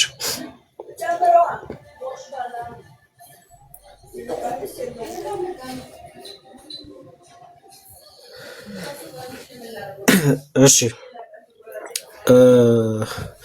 አይ ቲንክ ደቂቃ ኦኬ ሶፊያ ያለ አይመስለኝም። ምናልባት አንዳችሁ ደቂቃ ያዙና ኦኬ፣ ችግር የለም ብዙ እንትን ስለማላል። ኦኬ እሺ፣ ተይዟል። ቀጥል ቶሎ ሳይድ። እሺ አንዴ እንግዲህ ስለ ጥምቀት ስናወራ ቅድም እንግዲህ ከታች ስታዳምጡ የነበራችሁ ዋናው ትኩረቴ ምንድን ነው? ኦርቶዶክስን ወክሎ ስለመጣ ነው እሱ። ኦኬ ኦርቶዶክስን ወክሎ ስለመጣ እሷ እንደዚህ አይደለም የምትፈታው ብሎ ስለተናገረ ነው። ስለዚህ ማሳየት ያለበት ከቤተ ክርስቲያን መጽሐፍ ነው እንጂማ አንድን መጽሐፍ አንስቶ የመጽሐፍ ቅዱስ ጥቅስ አንስቶ ይሄ እንደዚህ ነው የሚፈታው እንደዚህ ነው፣ በጣም ቀላል ነው። ሙስሊሞችም እንደዚህ ያደርጋሉ ወንድሜ። ግን መደረግ ያለበት ምንድን ነው? ቤተ ክርስቲያን እንደዚህ ታምናለች ብለህ አይደለ? ከቤተ ክርስቲያን መጽሐፍ እያመጣህ ነው ማሳየት ያለብህ። ኦኬ ሶ የቤተ ክርስቲያን መጽሐፍ ስለ ጥምቀት ስለ ውሃ ጥምቀት ከሚሰጣቸው ጥቅሞች ውስጥ ቤተክርስቲያን ምን ብላ ታስተምራለች? ምን ብላ ነው አስተምራን ያጠመቀችን የሚለውን ነገር ለምሳሌ የኢትዮጵያ ኦርቶዶክስ ተዋሕዶ ቤተክርስቲያን ሉክ እዚህ ጋር የኢትዮጵያ ኦርቶዶክስ ተዋሕዶ ቤተክርስቲያን እምነትና ትምህርት የሚለው ነው። የጥምቀት ጥቅም ላይ ምን ብላ ያስቀምጣል? ጥምቀት ለሰው ልጅ የሚሰጠው ጥቅም ከፍ ያለ ነው። ይኸውም ማንኛውም ሰው በዘረ ቁራኝነት የነበረበትን ኃጢአት ተፈርዶበት የነበረውን ሞት መጽሐፈ ዕዳውን ሁሉ በጥምቀት ያጠፋል፣ ይደመስሳል። ትመለከታለህ? በጥምቀት ያጠፋል፣ ይደመስሳል። ጥምቀት ለምንድን ነው? ለኃጢአት ስርየት ነው ብላ ቤተክርስቲያን ታስተምራለች። እንደዚህ አይነት መጽሐፍ ማለት ነው የቤተክርስቲያን መጽሐፍ በሺ የሚቆጠር አመጣልሃለሁ። ጥምቀት ለኃጢአት ስርየት የሚለው ማለት ነው። ሌላው ግን ቅድም ስታነሳ እንደ አዋቂ አጫውተዋል። ክርስቶስ ሕጉን የሰጠው ከትንሣኤ በኋላ ነው ከትንሣኤ በፊት አልክ። የማቴዎስ ወንጌል ምዕራፍ 28 ላይ እንግዲህ በሰንበት መጨረሻ የመጀመሪያው ቀን ሲነጋ መግደላዊት ማርያምና ሁለተኛይቱ ማርያም መቃብሩን ሲያዩ መጡ። እነሆም የጌታ መልአክ ከሰማይ ላይ ወረደ፣ ታላቅ የምድር መናወጥ ሆነ። ቀርቦም ድንጋዩን አንከባሉ በላዩ ተቀመጠ ይልና መጨረሻ ላይ ክርስቶስ ሲናገር ምን አለ? እንግዲህ ሂዱና አሕዛብን ሁሉ በአብ ወልድና መንፈስ ቅዱስም እያጠመቃችሁ ያዘዝኋችሁንም ሁሉ እንዲጠብቁ እያስተማራችሁ ደቀ መዛሙርት አድርጓቸው፣ እነሆም እኔ እስከ ዓለም ፍጻሜ ድረስ ሁልጊዜ ከእናንተ ጋር ነኝ ብሎ ክርስቶስ ይናገራል። ተመልከቱ ማቴዎስ ወንጌል ምዕራፍ 28 ላይ ማለት ነው። የሚገርማችሁ ነገር ሐዋርያት ምን ነበር ሲያደርጉ የነበረው የሚለውን ነገር በሐዋርያት ሥራ ምዕራፍ 8 ላይ ስንመለከት ፊልጶስ እንግዲህ ለጃንደረባው ይሰብከውና ጃንደረባው ለፊልጶስ መልሶ እባክህ ነብዩ ያንን ግሩም ስለ ክርስቶስ ሞት፣ ስለ ክርስቶስ ደም፣ ስለ ኃጢአት ስርየት የሚናገሩን የነብዩን መጽሐፍ ምን ብሎ ይጠይቀዋል? ነብዩ ይህንን ስለማን ይናገራል? ስለራሱ ነው ወይስ ስለሌላ አለው። ፊልጶስም አፉን ከፈተ። ከዚህም መጽሐፍ ጀምሮ ስለ ኢየሱስ ወንጌል ሰበከለት። ምን ሰበከለት? ስለ ኢየሱስ ክርስቶስ ወንጌል ሰበከለት ማለት ነው። ስለ ጥምቀት የተናገረበት ነገር የለም። ምንድን ነው የሰበከለት? ስለ ኢየሱስ ክርስቶስ ወንጌል ሰበከለት። ኢየሱስ ምን ብሎ ነበር?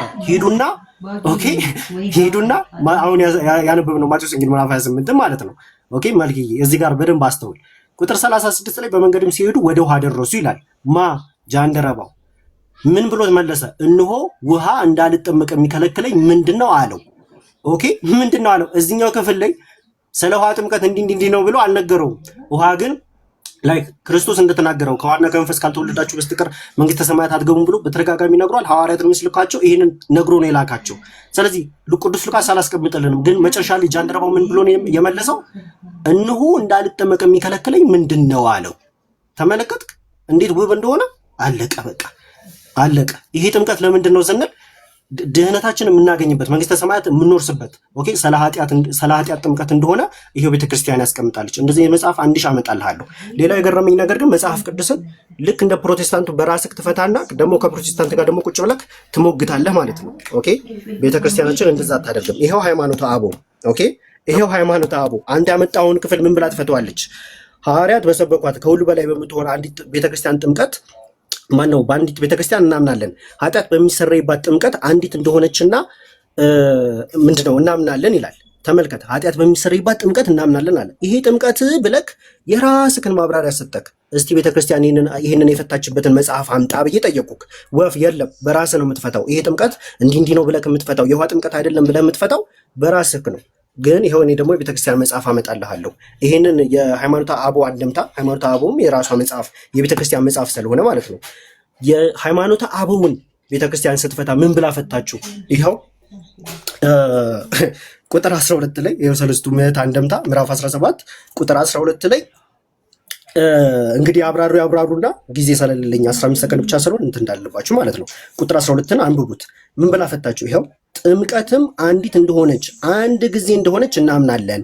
ሀተታ ምን ማለት ነው?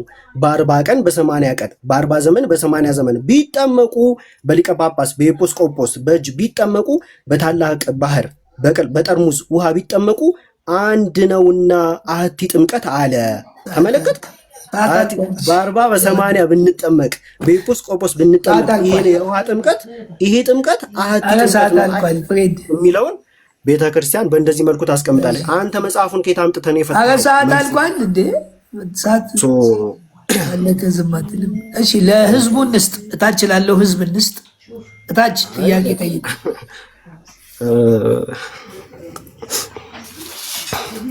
ጥያቄ አለ።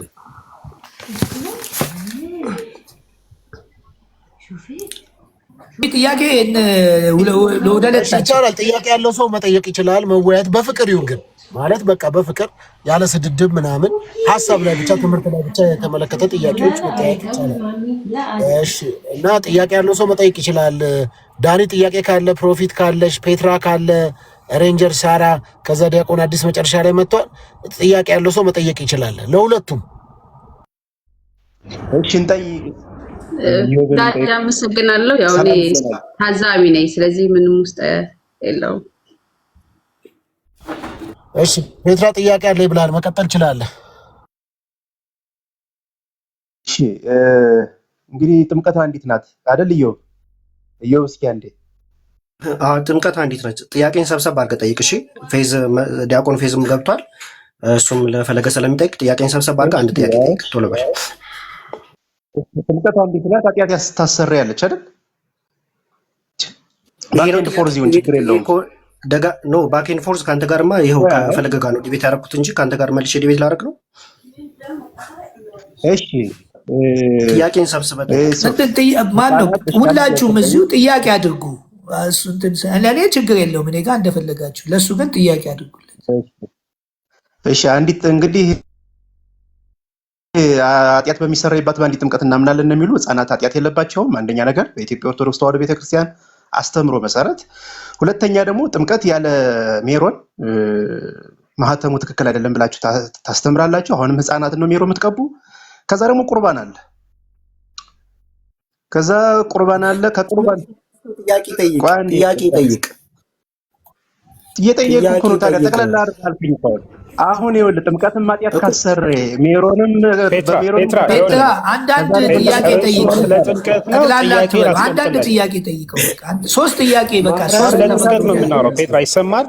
ስለ ጥምቀት ነው የምናወራው። ስለ ጥምቀት ጥያቄን ጠይቅ። አንድ ሁለት ብለህ ሶፊ ጭቅጭቅ እንዳይጀመር አንድ ሰው ሶስት ጥያቄ ብቻ ይጠይቅ።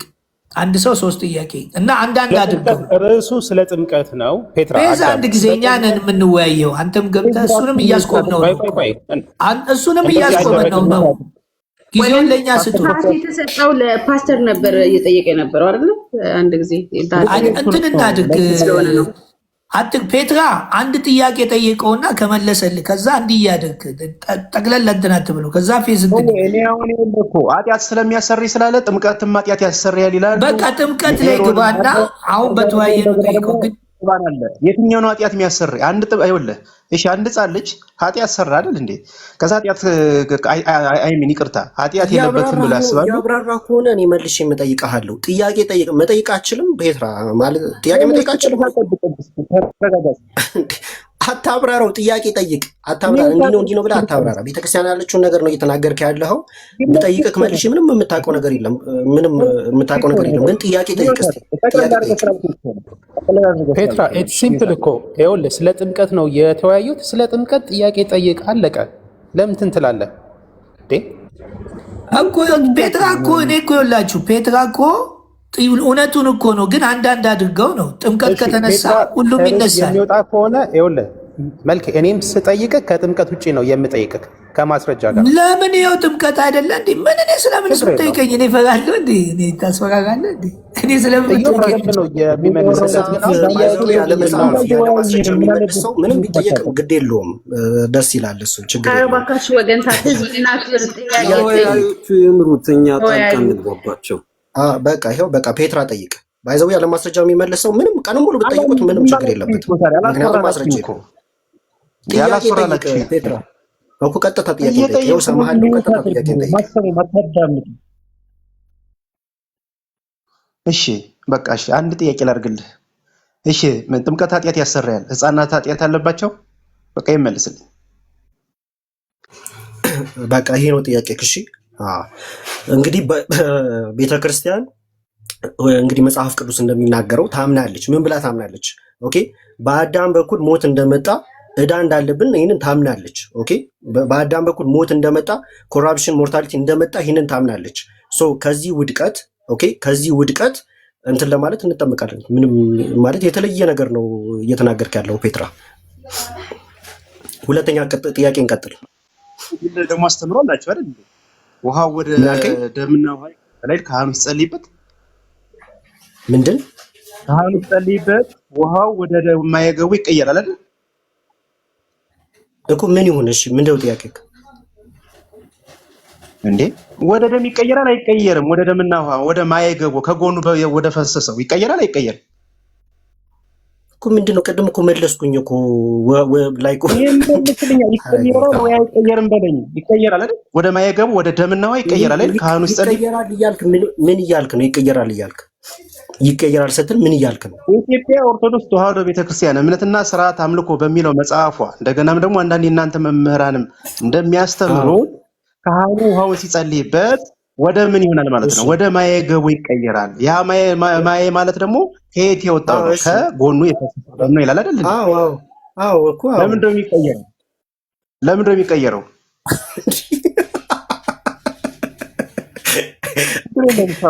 የበረማ ፔትራ የበረ ነው። ለምንድን ነው የሚቀየረው?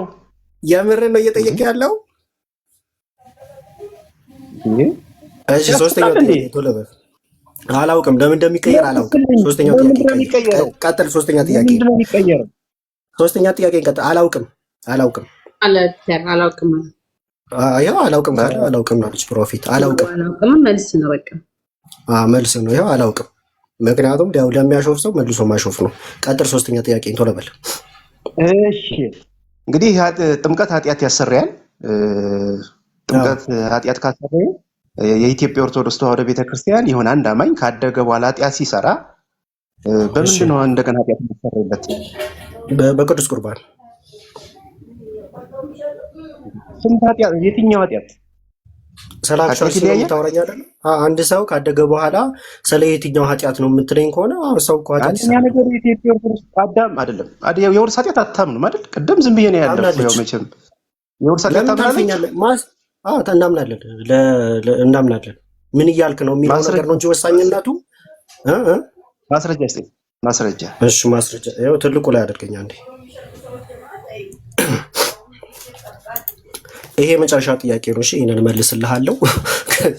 ከዛ ፈለገ ይጠየቃል ማለት ነው። ይሄው እዚሁ ፌስ ስላለ ዲያቆን ፌስ ምን አልከኝ?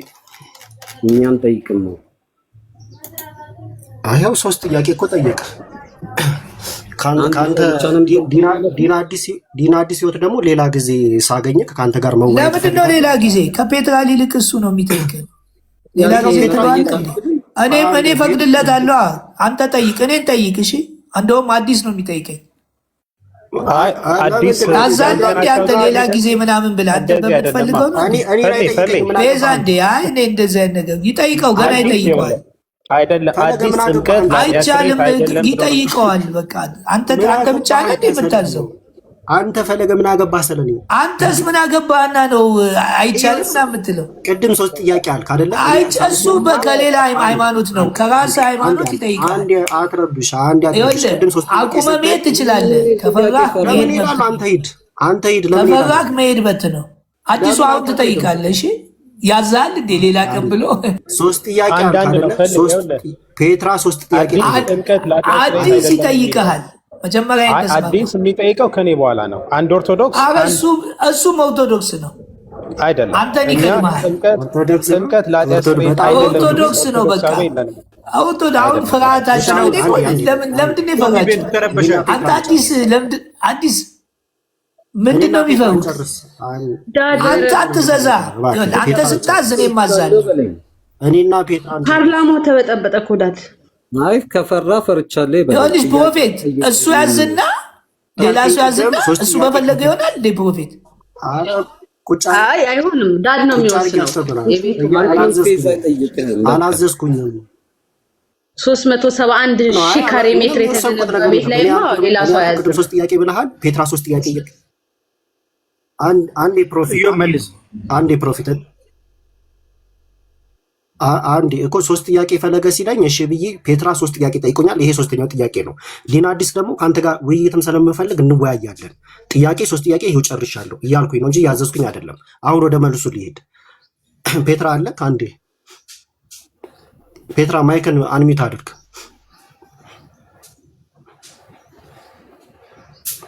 ፔትራ አለ ፔትራ ይህም መጽሐፍ ቅዱስ ዓመተ ምሕረቱና ከሃይማኖት አበው ጋር አያይዝ በለሽ። አንተ ፈለገ ምን አገባ የትልቅ ሕፃን ምን አገባህ አንተ? እንዴ ፔትራ ማይክን ተደባቁም እንጂ ስድብ ይፈቀዳል። አንዴ ዓመተ ምሕረቱ ነው ፔትራ። አንዴ ሚዩት አድርግ። አይ ራስን ቆም ሚዩት ማድረግ አትችልም። ዲያቆን ስህተትስ ሚዩት አድርጉና ይመልሱ። አይ ስለ ስርዓት እንጂ ሃይማኖት መምህር ነኝ እያልካር ነው። ሚዩት አድርግ። አንተን ደግሞ ቁጭ አድርጌ አስተምርሃለሁ። አንድ ቀን ጠብቅ። እሺ ፔትራ ማይክ ክፈትና ፔትራ ከኔ ጋር የትኛው አገልጋይ እንደሆነ እንፈትሻለን በደንብ አድርገን። ኦኬ ትግል አትጥለፉ። እሺ በኋላ ይጠይቃል። ዲያቆን አዲስ ይጠይቃል። እሺ ኢዮብ ተረጋጋ። እሺ ሚዩት አድርግ። ቢያንስ አንዴ ፔትራ ምንም አይመለከትም። አንተ ጥያቄ ብቻ ካለ ብቻ ያለብህ እንዴ ሚዩት አድርግ። እኔና ፔትራ እንቀጥል። ያው እሺ አንዴ ፔትራ ምን ይላል ይሄ? ፔትራ በኢትዮጵያ ኦርቶዶክስ ተዋሕዶ ቤተክርስቲያን አቤት መሰረተ ሃይማኖትና የካህናት ተልእኮ በኢትዮጵያ ኦርቶዶክስ እንትን ላይ ዌብሳይት ላይ የተለቀቀ አይደለ? የራሷ የቤተክርስቲያን መጽሐፉ ቶሎ በል። ኦኬ ምን ብሎ ያስቀምጣል እዚሁ መጽሐፍ ላይ? ኦኬ እዚሁ መጽሐፍ ላይ ገጽ 35 ላይ ይታያል አይደለ? ይታያል። እሺ ስለ ያከበብኩበት እንትን ስለሆነ ነው። እሺ መጽሐፉን ማውጣትም ይችላል። ጥምቀት ለሕፃናት የሚለው ላይ ምን ብላ ታስቀምጣለች? ኦርቶዶክስ ተዋሕዶ ቤተክርስቲያን አንዴ ራሱ መጽሐፉ ነው አውጣው የነበረው መጽሐፍ ነው። አዎ ራሱ መጽሐፍ ነው። ፒዲኤፍ ማውጣት እችላለሁ እንዳላቆይክ ብዬ ነው። ቼክ አደርገዋለሁ። እሺ ችግር የለውም። ጥቼ ማሳየት እችላለሁ። እሺ አሁን እንትን እንዳይሉ ብዬ ነው። መጽሐፉ አለኝ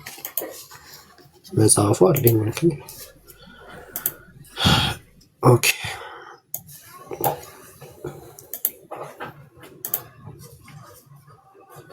እሺ ይኸው መጽሐፉ ነው። እሺ ይኸው ገጽ 35 ይታያል።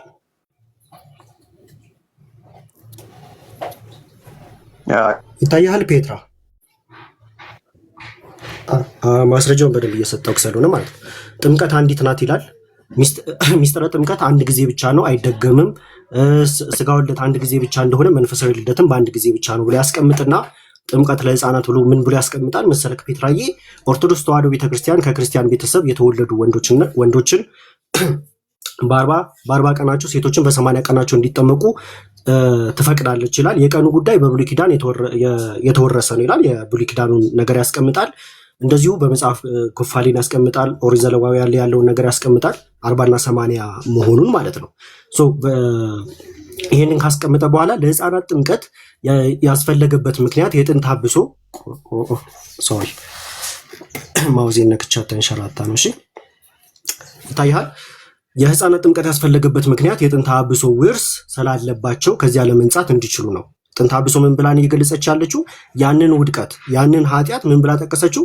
ጥንተ አብሶ የቀደመው በደል የቀደመው ውድቀት ያንን ኮራፕሽን ሞታሊቲን ምን ብላ አስቀመጠችው? የጥንተ አብሶ የውርስ ስላለባቸው ከዚያ ለመንጻት እንዲችሉ ነው።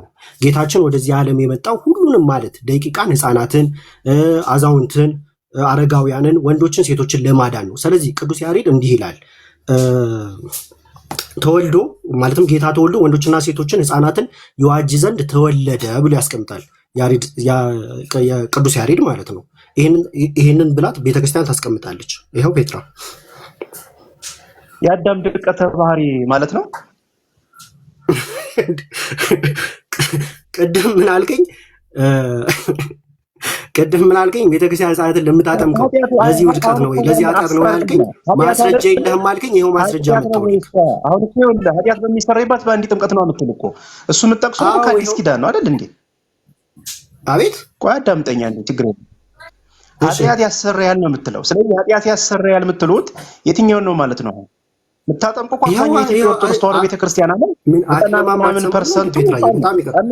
በጣም ይቅርታ፣ ቆይ አንዴ ዲቤት ቢሆን በደንብ አድርጌ ሞግተ ነበረ። ግን እያሳየውክ ነው፣ እያነበብኩልህ ብቻ ሳይሆን እያሳየውክም ነው። አታነብም ነው። ስለዚህ ጥንተ ሀብሶ በሚሰረይበት ነው ማለት ያለባችሁ እኮ። ጥንተ ሀብሶ በሚሰረይበት በአንዲት ጥምቀት እናምናለን ነው መባል ያለበት አይደል? አይቢ በቃ እሺ፣ ጨርሻለሁ። እንግዲህ ሰው ይታዘባል። እኛ ነው የምንጠይቀው። ቃሌት ያሰማል። እኔ ጠይቀዋለሁ። ፈለገን አሁን ፈሌ ማይክን ክፈትና መጽሐፍ ቅዱሳዊ ጥያቄ ነው የምጠይቀው። አይ አንተ በኋላ አዲሱ ይጠይቀኝ እኔን። በቃ ቆይ ፌዝ አቁም። አዲሱ ይጠይቀኝ። ለምን ያንተንም አስተናግዳለሁ። አዲሱ ጠይቀኝ። አዲሱ ጠይቀኝ። እንደዚህ አይነት መጃጃ አዲሱ ይጠይቀኝ እንዴ! ለአንተም አስተናግዳለሁ። አዲስ ጥምቀት ለኃጢአት ስርየት አይደለም ብለው ነው የሚያምነው። በኮሜንት ይሁን ፈለጋ ማን ይጠይቅ ቅድሚያ? አዲሱ እኔ እኮ ፕሮፊ ሲጀመር ማን ነው ዲና አዲስ የሚባለው? በኮሜንት አዲሱ ይጠይቅ። በኮሜንት አንድ ጊዜ ሁለቱንም አስተናግዳለሁ። ሁለቱንም አስተናግዳለሁ። እዚህ እንዲህ ያለ ፕሮቴስታንት ብቻ ነው ሰው አይመለከተንም። እኛ ስለ አዲስ ፕሮፌት አዲስ ጥምቀት ለኃጢአት ስርየት አይደለም ብለው ነው የሚያምነው። የተጃጃላችሁ ነው። አዲስ እንደማያምን ይታወቃል። አዲስ ምንድን ነው የሚጠይቀው? ፈለገን ምን ቸገረ? አንተ ምን አስጨነቀ? ምንም ይጠይቅ። ለምን ትፈራለህ? ፈለገ እኔ እሱ እንዲጠይቅ ስለፈለግኩ ነው። እናንተም ቢሰራ አንተ ለምን ፈራ ታዲያ? አዲስ በእውነቱ ፌዝ ነው የበለጠው። በኮሜንት ፌዝ በልጧል። ስለዚህ አዲስ ሚት አድርግ። አዲስ በኋላ ይጠይቃል። እኔንም እሱም ቢቢልም እኔን ይጠይቃል። ወደ መጽሐፍ ቅዱስ እስቲ። የሰው ልጅ ዳግም የሚወለደው እንዴት ነው? የሰው ልጅ ዳግም የሚወለደው በቃል በእግዚአብሔር ቃል። መጽሐፍ ቅዱስ ላይ አንደኛ ጴጥሮስ ምዕራፍ 1 አውጣ። አንደኛ ጴጥሮስ ምን ማለት ነው ግን? ዳግም መወለድ ማለት ዳግም ይወለዳል ስንል ዳግም ይወለዳል ማለት ነው አለ እኮ። ምን ማለት ነው ዳግም መወለድ? ቃሉ ራሱ ይነግራል። አይ ዳግም መወለድ ምን ማለት ነው? አብራራልኝ። ጠየቀኝ አንዴ፣ ሁለተኛ እሱን መልስልህ። የመጀመሪያ ውክብክብ አልወድም ታውቃለህ። አንደኛ ጴጥሮስ ምዕራፍ 1 ቁጥር 23 ዳግመኛ የተወለዳችሁት ከሚጠፋ ዘር አይደለም በሕያውና ለዘላለም በሚኖር በእግዚአብሔር ቃል ከማይጠፋ ዘር ነው እንጂ። ሌላ አንድ ልጨምርልህ፣ ያዕቆብ 1:18 አንዴ ቆይ እስቲ እንዴ ለሰው በዚሁ ጻፉ። እሺ እየጻፋችሁ ለፍጥረቱ የብኩራት አይነት እንድንሆን በእውነት ቃል አስቦ ወለደ። ዳግም መወለድ ደግሞ እንዴት ነው? ወደ ዮሐንስ እንምጣ። የዮሐንስ ወንጌል ምዕራፍ 3 ቁጥር 5 ዳግመኛ መወለድ የምትፈልገው የዮሐንስ ወንጌል ምዕራፍ 3 ቁጥር 5። አሁን ዳግም መወለድ ውሃ የሚለው ቃል እንደሆነ መቼም ከዚህ ትረዳለህ። መቀበል መብት ነው፣ አለመቀበልም መብት። ዳግም የሚወለደው እንዴት ነው ያልኩህ፣ አስረዳኝ። ይኸውላችሁ ይኸው ዳግመኛ በቃል ነው የተወለደው። ሌላ በምን ይወለዳል? በእግዚአብሔር ቃል ይወለዳል። እንዴት ነው ያልኩህ? ይሄ ሲያምን ነው። እምነት ከመስማት ነው፣ መስማትም በእግዚአብሔር ቃል። የሰው ልጅ ዳግመኛ ካልተወለደ ክርስቶስን ሲያምን ይወለዳል የሚል አሳየኝ። አሁን እያልኩኝ ያለሁት የሰው ልጅ አሁን ያነበብኩልህ ሰው በእግዚአብሔር ቃል ተወለደ። የተወለዳችሁት በእግዚአብሔር ቃል ምን ልበልህ? በእግዚአብሔር እያልኩኝ ያለሁት የኒቆዲሞስ ጥያቄ ነው። እኮ የኒቆዲሞስ ጥያቄ የተወለዱትን ጴጥሮስ ነገረን። እንዴት ብሎ ኒቆዲሞስ መልሶ እንዴት የሰው ልጅ እኮ ይኸው እኮ ጴጥሮስን ነገርኩህ እኮ። አዲስ ሚውታር አዲስ አትግባ ቆይ ሚውታር ጠየቀኝ አይደል? ሰው ዳግም እንዴት ይወለዳል ስለ ይኸው ከእግዚአብሔር ቃል ይወለዳል ከማይጠፋ ዘር አለ። እንዴት ነው ያልኩህ እኮ በእግዚአብሔር ቃል እንዴት ይለኛል? ክርስቶስን ሲያምን አዳምጠኝ። ይህ ጥያቄ ኒቆዲሞስ የጠየቀው ጥያቄ ነው። ጌታችን ኒቆዲሞስ የጠየቀውን ጥያቄ ጴጥሮስ የተወለዱትን ነገረ። አንተ ጠይቀህ እንትን በለኝ እንጂ እንትናን እንዴት እንደሰማየው አይደለ? ፔትራ ረጅም ሰዓት ሲያብራራ ምንም አላለውም። አንተ ግን በመሀል ትገባለህ። እንዴት እንደሚወለድ የጌታን መልስ ንገረኝ። ጌታችን ምን ብሎ መለሰለት? ይሄ የጴጥሮስ ቃል የጌታ ቃል አይደለም፣ በመንፈስ ቅዱስ አለ የጻፈው እያልኩኝ ያለሁት ስለፈጠረ ካሁን የምታዳምጥ ከሆነ አዳምጥ። ይኸው ጥያቄን አዳምጠኝ። ጌታችን ዳግም ካልተወለድክ የእግዚአብሔር መንግስት አትወርስም አለው፣ አታይም አለው። ኒቆዲሞስ እንዴት ነው መወለድ? ዳግም እንዴት እወለዳለሁ? ዳግም የሚወለድ አሁን ከዚህ በኋላ ዝም በል በቃ። ይኸውላችሁ አዳምጡ፣ ለሌላ ጊዜም ትምህርት ስለሚሆን ኢየሱስ መልሶ እውነት እውነት እልሃለሁ ሰው ዳግመኛ ካልተወለደ የተወለዱትን አይደለም የሚያወራው። ዳግመኛ ካልተወለደ በቀር የእግዚአብሔርን መንግስት ሊያይ አይችልም አለው። ኒቆዲሞስ ደግሞ ሰው ከሸመገለ በኋላ እንዴት ሊወለድ ይችላል? ሁለተኛ ወደ እናቱ ማኅፀን ገብቶ ይወለድ ዘንድ ይችላል አለው። ኢየሱስም መለሰ እንዲህ አለ፣ እውነት እውነት እልሃለሁ ሰው ከውሃና ከመንፈስ ከምንና ከውሃና ከመንፈስ እንድትረዳ ዮሐንስ 6:33 ምን ይላል? እስቲ ዝም በል ስለፈጠረ ሚውት አስደረጉልኝ። እሺ ቀጥል። ይሄው ሚውት አደረጋለሁ። ስነ ስርዓት እንጂ 6:63 ምን ይላል? ህይወትን የሚሰጥ መንፈስ ነው፣ ስጋ ምንም አይጠቅምም። እኔ ነገርኳችሁ ቃል መንፈስም ነው ህይወትም ነው። አሁን ከመንፈስ ቅዱስ ከውሃና ከመንፈስ ቅዱስ ትወለዳላችሁ ያለው ውሃው ምን አደረገው? ቃል። ለምን ጴጥሮስ እዛ ምን አለ?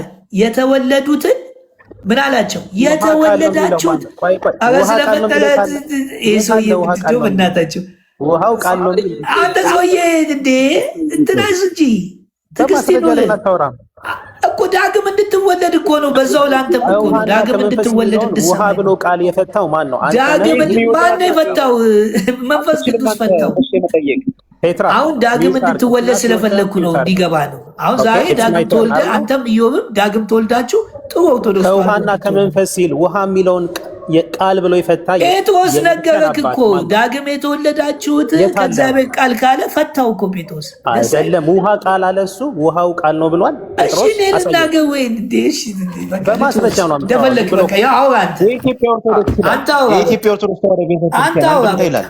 ፔትራ ኢትስ ማይ ተርን። አንተ ቅድም ስጠይቅ እኔ ሚውት አላነሳውም አይደለ? ሚውት አርግ እኔ ነኝ። በቃ ያንተን ጥያቄ ሰረስኩ። ከዚህ በኋላ ፌዝ እንዲጠይቀኝ አልፈልግም። ስለማይሰማ ሌላ ሰው መድብልኝ። ሌላ ሰው ከመንፈስ የሚለውን ሌላ ሰው መድብልኝ። አቆምኩ። ስለማሰማ አቆምኩ። ስለማሰማ አቆምኩ። ሁለተኛ ጥያቄ አልፈልግም ከአንተ በቃ አንዱን ሳልናገር ሁለተኛ ይለኛል። አፌን እየዘጋ ሌላ ሰው ምን ማለት ነው? ኢዮብ ጠይቅ ወይ ኢዮብ ይተካ። ዳኒ ጠይቅ፣ የሚያዳምጠኝ ጠይቆ ዝም እኔ ከፔትራ ሶስት ጥያቄ ስቀበል እሱ አይጠይቀኝ አላልኩኝም። ዝም ብሎ ካዳምጦሃል እኮ አድምጧል። ለእሱ አመሰግናለሁ። አሁን እንትናት የፌዝን ሁለቱን ጥያቄ ተቀበል። የፌዝን ሁለቱን ጥያቄ እንዴ አንተ እንትን አትበል እንጂ ካላዳመጠኝ እኔ ምን ብዬ ነው? ችግር የለውም። ሚውት አድርጌ አሁን ጸጥ በል። ከጠየቅ ዝም በል። ለምን መሰለህ? ስለምታሳዝነኝ እንድትድን ስለምፈልግ የግድ ማዳመጥ አለብህ ብዬ ስለዚህ አሁን ጥያቄ ልጠይቅና ግን በማስረጃ ይህን አንዴ ልመልስ፣ ከዛ ወደ ሁለተኛ ግባ። ይህን አንዴ ማብራሪያ ልስጥበት ወሳኝ ስለሆነ ነው። በዚሁ አጋጣሚ እዚህ ዳግም ያልተወለዱት እንዲወለዱ ስለምፈልግ ከውሃና ከመንፈስ የሚለው ግን ውሃ የሚለውን ቃል የሚል ማስረጃ ነው የምታሳየኝ። ችግር የለ። ይኸው በቃ አንዴ ይህንን ልበለው። ይኸውላችሁ ሰው ከውሃና ከመንፈስ ካልተወለደ በቀር የእግዚአብሔርን መንግስት ሊያይ አይችልም ማለት። ኒቆዲሞስም ሰው ከሸመገለ በኋላ እንዴት ሊወለድ ይችላል? ሁለተኛ ወደ እናቱ ማፀን ገብቶ ይወለድ ዘንድ ይችላል አለው። ኢየሱስም መለሰ እንዲህ ሲል እውነት እውነት እልሃለሁ ሰው ከውሃና ከመንፈስ ካልተወለደ በቀር ወደ እግዚአብሔር መንግሥት ሊገባ አይችልም። ከስጋ የተወለደ ስጋ ነው። ይሄንን ስጋ በውሃ አጥበህ ውስጠኛውን መንፈሳዊ ውስጠኛውን ይወለዳል ማለት አንደኛ ትልቅም ስህተት ነው። ይኸው ከስጋ የተወለደ ስጋ ነው፣ ከመንፈስ የተወለደ አያችሁ። ይሄ ከአባት እናቶቻችን ከአባቴ ከእናት ያገኘሁት ነው። ከመንፈስ መወለድ ደግሞ በእግዚአብሔር ቃል የሚወለደው አዲሱ ማንነት ስንሞት ይዘ ነው የምንሄደው። አዲሱ የሞተው ማንነት የሚነሳበት ነው። እሱን አናየውም። ለምን? ንፋስ ወደሚነፍሰው ይነፍሳል። ከየት እንደመጣ አናውቀው። ዳግመኛ ከእግዚአብሔር ቃል የሚወለድ ውስጥ ስለሆነ አታየውም። በውሃ ሰው ይወለዳል ካልከኝ አስቸጋሪ ነው። ይህንን ማስረጃ ስጠኝ ስትለኝ ጴጥሮስ ላይ ምን አለ? እዚህ ጋር ከውሃና ከመንፈስ ትወለዳላችሁ አለ። ኦኬ። ጴጥሮስ ደግሞ ምን አለ? የተወለዱትን እንዴት እንደተወለዱ ሲነግራቸው በውሃ እንዳይመስላቸው ምን አላቸው? ዳግመኛ የተወለዳችሁት ከሚጠፋ ዘር አይደለም። ይሄ ይጠፋል። ውስጠኛው የማይጠፋ ዘር ስለሆነ እሱ የሚፈልገው ውሃ ሳይሆን ቃል ነው። ዳግመኛ የተወለዳችሁት ከሚጠፋ ዘር አይደለም፣ በሕያውና ለዘላለም በሚኖር በእግዚአብሔር ቃል ከማይጠፋ ዘር ነው እንጂ። ይኸው ቃል። ሁለተኛ ለፍጥረቱ በኩር አይነት እንድንሆን በእውነት ቃል አስቦ ምን አለ? ወለደን። ስለዚህ ከቃል ነው የተወለድ ነው። ውሃ የሚለው ቃል ራሳቸው ሐዋርያቶች ፈተውታል። አመሰግናለሁ። ሁለተኛ ጥያቄ እንትኑ ታች ለተመልካቹ መተው ነው። ሁለተኛ ጥያቄ የጴጥሮስ መልእክት ቁጥር 1 ምዕራፍ 1 ቁጥር 21 ላይ ይህም ዋ ደግሞ ማለት ጥምቀት ምሳሌ ሆኖ አሁን ያድናል ይላል። ይህም ዋ ሲል ምንድን ነው? ይህም ዋ የሚለው የቱ ውሃ ነው? ተመልከቱ። የጥፋት ውሃ ይኸው ከመጀመሪያው ምን ይላል? ጥቂት ማለት 8 ነፍስ በውሃ የዳኑበት መርከብ። ውሃ የጥፋት ውሃ ነው። ሂዱና አንብቡ። ላነብላችሁ እችላለሁ። እንደውም ቆይ ዘፍጥረትን አንብቤ ልምጣ። ያው ኮት ያደረገው ከዚህ ስለሆነ ዘፍጥረት ምዕራፍ 6 ቁጥር 17 ላይ እኔም እነሆ ከሰማይ በታች የሕይወት ነፍስ ያለውን ሥጋ ሁሉ ለማጥፋት በምድር ላይ የጥፋቱን ውሃ አመጣለሁ፣ በምድር ላይ ያሉት ሁሉ ይጠፋሉ። ይሄ ምሳሌ የጥፋት ውሃ አመጣለሁ። ስለዚህ የጥፋቱ ውሃ ሲመጣ በምን ዋዳናቸው? በመርከቡ። መርከብ ስራ ብሎት በመርከቡ ዳኑ ያለ የዳኑበት መርከብ ሲዘጋጅ አለ የእግዚአብሔር ትዕግስት በኖህ ዘመን በቆየ ጊዜ ቀድሞ አልታዘዘም። ከዛስ ይህም ውሃ የቱ ውሃ? የጥፋቱ ውሃ። ስለ ጥፋት ውሃ ነው። አሁን ይህንን በእኛ በአዲስ ኪዳን እንግዲህ የጥፋት ውሃ ሲል የሚያጠፋን ነገር አለ፣ ከዛ የሚያድንን እንግዲህ ኢየሱስ ክርስቶስ ባይጠመቅ ባይሞት ባይቀበር ስጋው ደሙ ባይፈስ ኖሮ ልንድን አልችልም። ይሄ ምሳሌ ሆኖ ምን አለ? አሁን ያድነናል። ማ? ኢየሱስ ክርስቶስ ምን አድርጎ? የሱ ደም ስለፈሰሰ። ጥምቀት ያለው ምሳሌ ነው። መልክ ይቅርታ ማለት ስለገባ የጥፋት ውሃ። ስለዚህ ጴጥሮስ እዚህ ጋር ያለው የጥፋት ውሃ ነው የሚያድናችሁ ማለት ነው። ይህም የጥፋት ውሃ እንዴት ያድናል? ጥምቀት ምሳሌ ሆኖ ያድናል ሲል ኢየሱስ ክርስቶስ የተጠመቀውን ጥምቀት እሱ ያድናል እያለ ነው አይደለም። ይህም የሚለው የጥፋት ውሃ ነው። ይኸውልህ ጥቂቶች ማለት 8 ነፍስ የዳኑበት መርከብ አይደለም፣ በውሃ የዳኑበት መርከብ ነው። የጥፋት ውሃ ይኸው እኮ እዛ ጋር ነበርኩ። የጥፋት ውሃ እኮ አዳምጠኝ። የጥፋት ውሃ ለኖህና ቤተሰቡ ድነዋል አይደለ? ከጥፋት ውሃ እኮ አሁን እነሱ የዳኑት በውሃው ነው በመርከቡ ነው? አዳምጠኛ እንዴ፣ በውሃው ነው በመርከቡ ነው የዳኑት? አንተ ነው አይደል እንዴ? የጥፋት ውሃ ለኖህና ቤተሰቡ አንብብልህ በደንብ ይሆን ይኸውልህ አንብበው። በውሃ የዳኑበት መርከብ ሲዘጋጅ መርከቡ የተዘጋጀው ሊድኑበት ነው። መርከቡ ግን በውሃ ሆኖ ነው አይደል እንዴ? እኮ ውሃ ጥፋት ነው። አሁንም መርከብ የሚዘጋጀው ጀልባ የሚዘጋጀው ከውሃ ልትድን ነው። ውሃ በጣም ጥሩ። የጥፋቱ ውሃ ኖና ቤተሰቡን አጠፋቸው።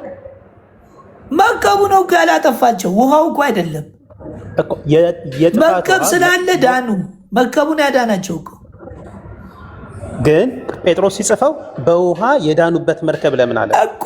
በውሃ የዳኑበት የጥፋት ውሃ መጣ። መርከቡ ግን እንዲድኑ ተዘጋጅቶ ነበር፣ ዳኑ እኮ። ጴጥሮስ የጻፈው ግን በውሃ የዳኑበት መርከብ። አሁን አንተ የፈለገው ውሃ አዳናቸው ነው እያልኩኝ ያለሁት። ጥምቀት ይህምዋድ ማለት እኮ ይህምዋድ ደግሞ ብሎ ማለት ጥምቀት ነው የሚለው እንጂ ምሳሌ ለምን አጣ? ምሳሌ ነው እኮ ምሳሌነቱ ለመሰለ ምሳሌ ደግሞ ያድጋል። ክርስቶስ በግ ነው ሲል ክርስቶስ በግ ነው እንዴ? አዳምጠኝ። ያ የጥፋትዋ ከኖና ቤተሰብ ውጭ ለነበሩ ጥፋት ነበር። ዛሬም አምኖ ላልተጠመቀ ሰው ፍርድ ነው የሚጠብቀው ማለት ነው። የጥፋትዋ ግን ጎበዝ ጎበዝ። ስለዚህ ማን መጥቶ አዳነን? ከዚህ ከጥፋትዋ ማን አዳነን? ያመነ የተጠመቀ ይድናል እኮ። ማን ያዳነን ከዚህ ጥፋትዋ? ክርስቶስ። በቃ ክርስቶስና መርከቡ አንድ አይነት ናቸው። ክርስቶስ ደግሞ የምትድነው እንዴት ብሎ መሰለ የተናገረው? ማርቆስ 16 ላይ ያመነ የተጠመቀም ይድናል። ጥምቀት ያድናል አላለህም? አሁንም በደንብ ይሄው ራሱ ጴጥሮስ እኮ እዚህ ጋር ስለ ጥምቀት ክርስቶስ ምሳሌው ሆኖ አሁን ይወድ በደንብ ፌዝ። አሁን ከአንተ ጋር ዲቤት አልገባሁም። በቃ መልሻለሁ። ሰው እንትን ይበል። በቃ ሌላ ጥያቄ፣ ሶስተኛ ጥያቄ ተው ይቅር፣ የግድ ሶስተኛ ጥያቄ የምታሳየኝ ከኢትዮጵያ ኦርቶዶክስ፣ ምክንያቱም ይሄ የኢትዮጵያ ኦርቶዶክስ ተዋሕዶ ትምህርት ነው አስተምረው ነው እያልክ ስለሆነ ከኢትዮጵያ ኦርቶዶክስ ተዋሕዶ መጽሐፍ ጥምቀት ለኃጢአት ስርየት አይደለም የሚል አሳየኝ። ከቤተክርስቲያን መጽሐፍ ቅዱስ የኢትዮጵያ ኦርቶዶክስ ተዋሕዶ አይደለም። እኔ አሁን ቆይ መጽሐፍ ቅዱስ የኢትዮጵያ ኦርቶዶክስ ተዋሕዶ መጽሐፍ ቅዱስ የኢትዮጵያ ኦርቶዶክስ ተዋሕዶ መጽሐፍ ነው አይደለም? መልስልኝ መጀመሪያ። ከመጽሐፍ ቅዱስ ጥምቀት ለኃጢአት ስርየት አይደለም የሚል አሳየኝ። ችግር የለም። ጥምቀት ለኃጢአት ስርየት አይደለም የሚል አሳየኝ። የለም እንጂ በሌለበት ምን ላሳይህ? ስለዚህ ያለውን ነው ይኸውልህ። ጥምቀት የኃጢአት ስርየት የሚል የለም። በቃ የኃጢአት ስርየት ያለው በምኑ ነው? በደሙ ነው። ለድነት እንደሆነ እኛ ከማርቆስ 19:16 አንተ አዳምጠኝ። መጽሐፍ ቅዱስ ኦርቶዶክስ ተዋሕዶ መጽሐፍ ቅዱስ መጽሐፉ አይደለም እኮ። ከመጽሐፍ ቅዱስ አሳየኝ ነው አይደለም ወይ? እኔ ጥያቄ አሁን አንተ ነው እንጂ እኮ አሳየኝ። ታዲያ ለምንድን ነው መጽሐፍ ቅዱስ ስንል አይ የቤተ ክርስቲያን ትላለች? አንተ የቤተ መጽሐፍ ቅዱሱ አዳምጠኝ የቤተክርስቲያን አስተምሮ ነው ስላል የውጭ ጉዳይ ግንኙነት የሚለው ላይ እሱ የመቼ ዓመተ ምህረት የታተመ ነው? እኔ ስለ ዓመተ ምህረት ልጠይቅህ አይደለም የመጣሁት እዚህ ጋር። ታዲያ እኮ እሱን እኮ ነው እሱን የምጠቅስልኝ ከሆነ ካለበለዚያ ጥምቀት ለድህነት ነው፣ ጥምቀት የውሃ ጥምቀት ለኃጢአት ስርየት የሚያስብ ነው የሚል የለም። ከመጽሐፍ ቅዱስም ሆነ ከሌሎች የቤተክርስቲያን መጽሐፍ ጥምቀት ለኃጢአት ስርየት አይደለም የሚል ኦርቶዶክስ ታስተምራለች ስላልክ አሳየኝ ያልኩህ። ከፈለክ ይኸው ቆይ የእሷ ትምህርቱን ላሳይክ፣ የቤተክርስቲያኗን ትምህርት ላሳይክ። ጥምቀት ለኃጢአት ስርየት አይደለም የሚል የቤተክርስቲያኑን ትምህርት ላሳይህ። ያው ከጥቂት በቀር ነገር ሁሉ በደም ይነጻል፣ ደም ሳይፈስ ስርየት የለም። አሁን ስጋና ደሙ በየቀኑ ይዘጋጃል አይዘጋጅም? ዲያቆን ስለሆንክ ለዛው ይዘጋጃል። እሺ ለምንድን ነው የሚዘጋጀው? ንስሐ ገብተህ ዘር ሃይማኖት የሚሸጥበት እውነት ፓስተር ሐዋርያ ብሎ ለመሾም ዛሬ ሰው የሚመረጥበት ዘመን የጸጋ ዘመን ሳይሆን የስልጣን የሽኩቻ ዘመን በሆነበት ቤቴን መነገጃ አረጋችሁት አለ ኢየሱስ። የውዱርዬ ዋሻ አረጋችሁት አለ። እሱ ግን ታዲያ የታረደው ለማን ነው ወገኖች? እውነት ሃሌሉያ።